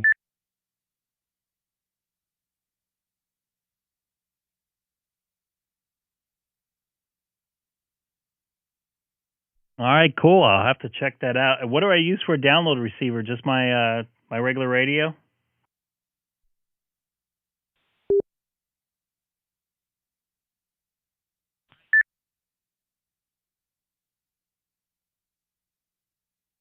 Yeah, you can use any radio that's a receiver. You can use an SDR dongle. It's very easy to do. Like I say, the signal is so strong coming from the space station when it comes to our area, just because of the angle. And you get, usually it's 2 minutes on and 2 minutes off. So you receive one image for 2 minutes, then it shuts off for 2 minutes to reset, then it sends the next picture. And depending on what the altitude is coming overhead or the elevation, sometimes you can actually get 2 pictures on one pass. Other times you can only get one. It depends on when it started and when it stopped when you got acquisition.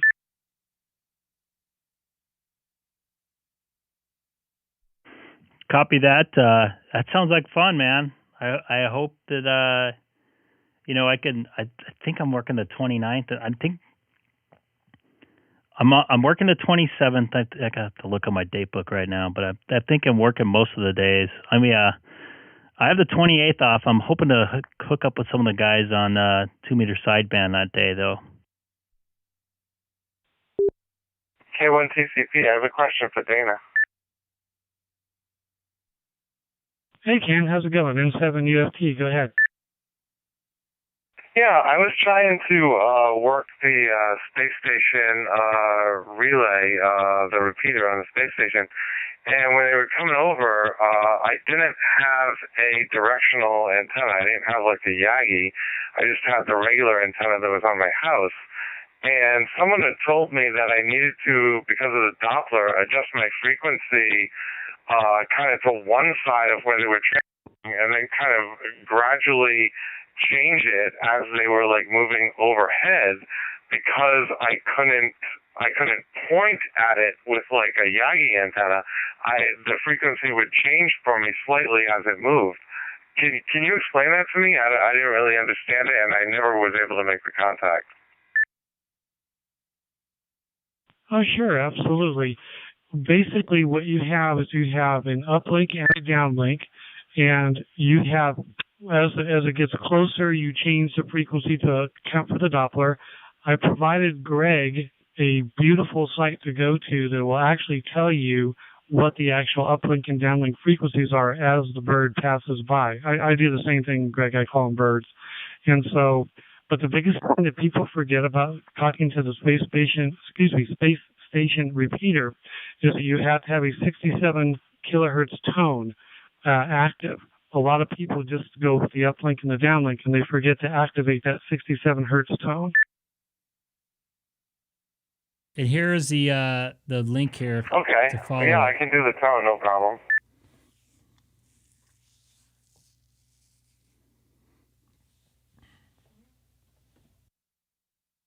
And I provided a link in the chat.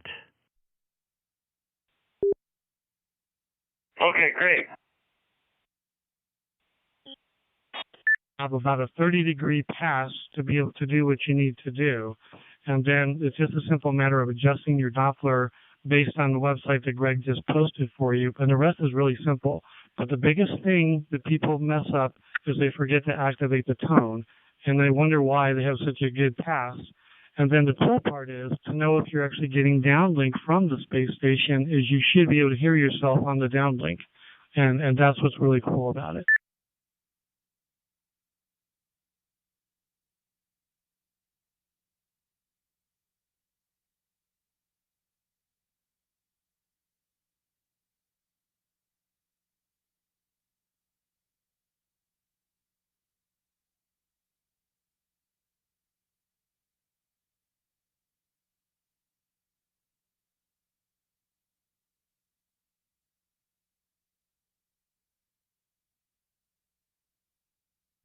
I also put a link into the chat for the ISS status, what mode their ham radio is set up to do at this point in time.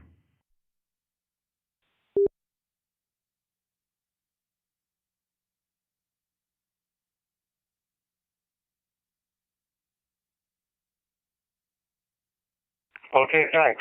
K1TCP.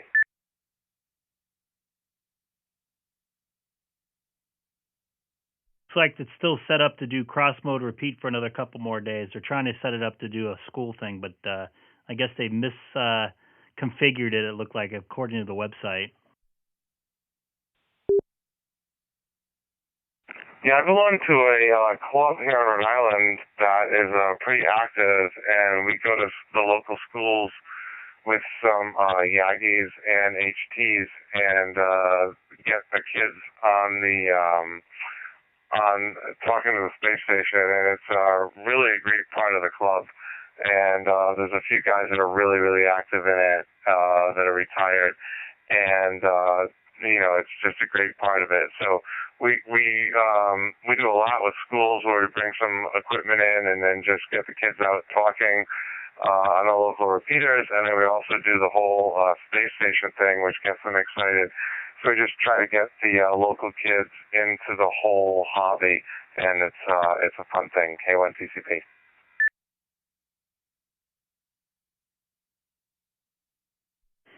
That's great getting the youngsters involved. I know I'm trying to get my daughter listening to more radio, but she's not really. She's a 4-year-old. Her interest lasts about 30 seconds. You probably all know how that goes. So that'd be pretty cool. I wish someone did that at my school.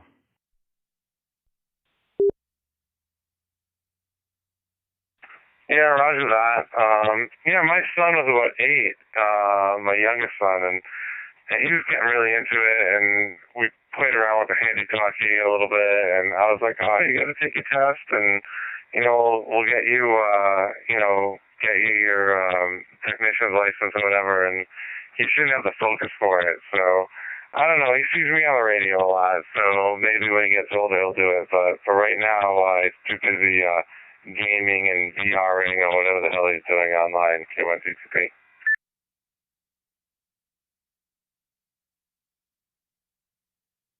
Yeah, video gaming online is like marbles to us back in the 80s, so I get it.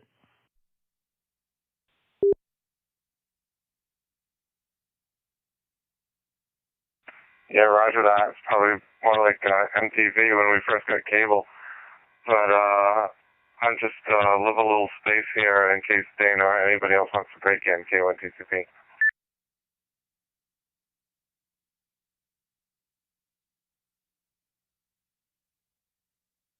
Yeah, Dana's in the chat right now. He apparently lost his internet connection there. I think he's in another location than he's normally in.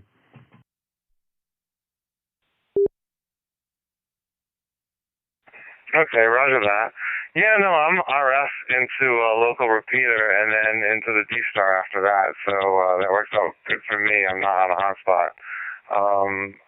My dad has a hotspot that he uses when he's down in Puerto Rico, but I don't have one. I mean, I could get one if I needed to, but it's the repeater, the DStar repeater is like, 10 miles away from me, so I don't really have to worry about it. So I can get into that, but as far as anything of the other type of repeaters that you've been getting into with that open spot, like the Fusion or any of those other things, I can't really follow you on those. Like, so when you're over there, I just wait for you to switch back. K1TCP. Copy. Yeah, I've been really aggressive in changing deflectors and everything, playing with a new toy here. And hello, Colleen out there watching. So I probably will stay in one mode more often. Some of the guys that I was talking to, hey, why are you on DStar now? And some of the guys are like, why are you on Fusion? But trying to spread the love a little bit. By the way, I thought you were talking to no hotspot at your house. So you're into a local, what's it called? Repeater there, Chris? Yeah, roger that. Yeah, I'm into the repeater in Portsmouth, Rhode Island. It's maintained by the club that I'm a member of, the Newport Radio Club, and it's linked into DStar. So I'm about, maybe 10, 15 miles away from it as the crow flies, and I can hit it no problem from my house. And so, I'm coming in over RF into Portsmouth, then through DStar, and right to you in California. K1TCP.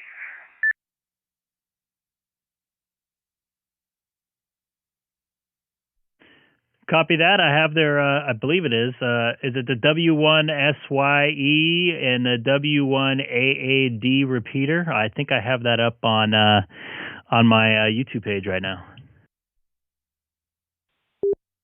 Roger that. That's it. The club is the W1SYE, and the repeater is the other call sign that you mentioned. That's a specific Portsmouth repeater that's run by that club.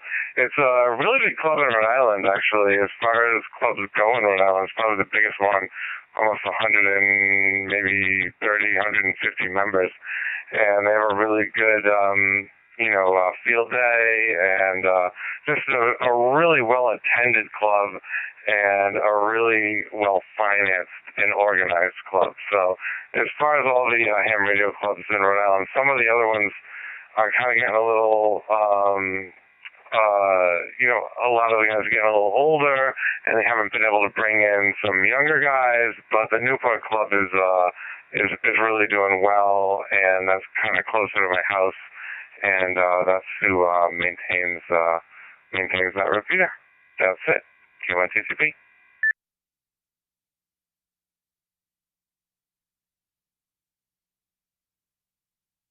Copy that. That's pretty cool stuff. All right, man. I did probably 5 hours of live streaming today, and taking a day off tomorrow from it.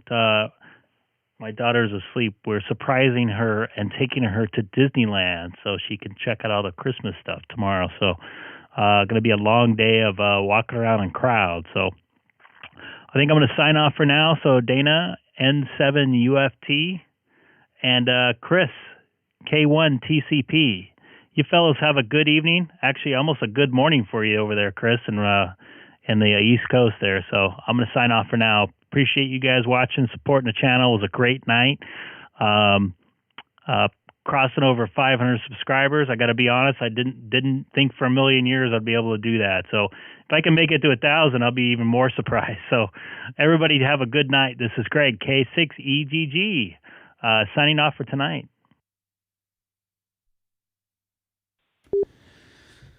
Greg. Have a nice night. Yeah, man. I want to. So here's something. Here's some good radio etiquette right here. I'm going to unlink from the reflector here, just because I think that's good. That's good radio etiquette. So I'm going to turn that down there. Gonna put myself up here. This is Greg, K6EGG. Once again, what a great night. 73's Michael, Jeff, Dana, Chris, everybody out there watching. Made it to over 500 subscribers tonight. It's pretty cool. I really didn't think my little experiment would work, but I can't believe people like it. And I really enjoy being able to go into everybody's homes every other evening or whatever, a couple evenings a night, and sharing some ham radio stories and other people sharing knowledge and info like we did tonight about the ISS and some other stuff like that. I appreciate all the help with the different modes I've been playing with for the last week. I think that's been pretty cool stuff.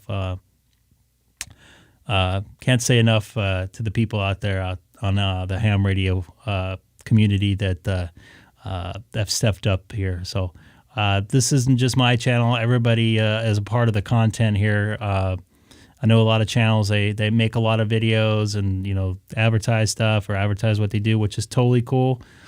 This is just a little bit different. Some rag chew, some ham radio sharing of info. Dana, you have a good night. That sucks that you had some internet issues. At least you're able to still watch. But this is live. It happens live. Everything happens live. I work in live television. I like live television. I hate sitting around editing and doing stuff 3 or 4 times. I made a couple quick videos. It was absolutely driving me nuts. So I decided I'm just going to do everything live and let it flow. I gave a Ham Shack tour on the 8th, I think, a couple days ago. What is this, the 13th, 15th? Last week. I did it live. I figured it'd be better. People can interact with me when I'm doing it. People can ask questions when I'm doing it live. Obviously, less people are watching it live than sometimes watching it in a in a produced video and stuff, which is fine. That's the style of the way they want to produce their videos. And I just figure this is what I do for a living. I rather just do it live. If I make a mistake, F it, just keep going. If I fumble through my words or pick my nose, which I did I think I did once tonight. I caught myself once, but I figured just a good way I can have live interactions with great people in the chat. People make some comments about what they want to see. I added recently oops, sorry about that, wrong one. See, this is the live stuff I was talking about. That I added the Monitoring America link in there so people know where I'm at. I think David mentioned to it, Dave out of Woodland Hills, say, hey, why don't you put somewhere where you're at? I think Chris also mentioned it today too. So just little things like that. I really appreciate little adjustments I can make to make your guys' and girls' life easier, to follow me around where I'm at. I've definitely been moving around a lot lately because I have the new open spot. So just having a good time out here. Ken did not. Yeah, we gotta talk about Ken. Ken, is Ken in there? I didn't see him in there tonight, Dana. I'm sorry. I'm reacting to somebody watching later on. I'm reacting to some of the stream here, or chat. So, anyways, it's been really cool. The last, 9 months that I've been doing this. 7 months or 8 months. Sorry, I got a little indigestion. Hoping to progress even more. Make some more contacts out there. Just out there having a good time and exploring the different digital modes of ham radio. And you saw me jump between 3 different modes tonight, and then I was on a 2-meter sideband as well. So once again, I want to thank everybody out there for making this happen, because you guys made it happen. I'd just be here talking to myself if everybody wasn't around, and that probably wouldn't be very good. Sometimes my wife thinks I'm in here talking to myself. She'll come around the corner and look at me like, what am I doing here? So it's been really cool. I'm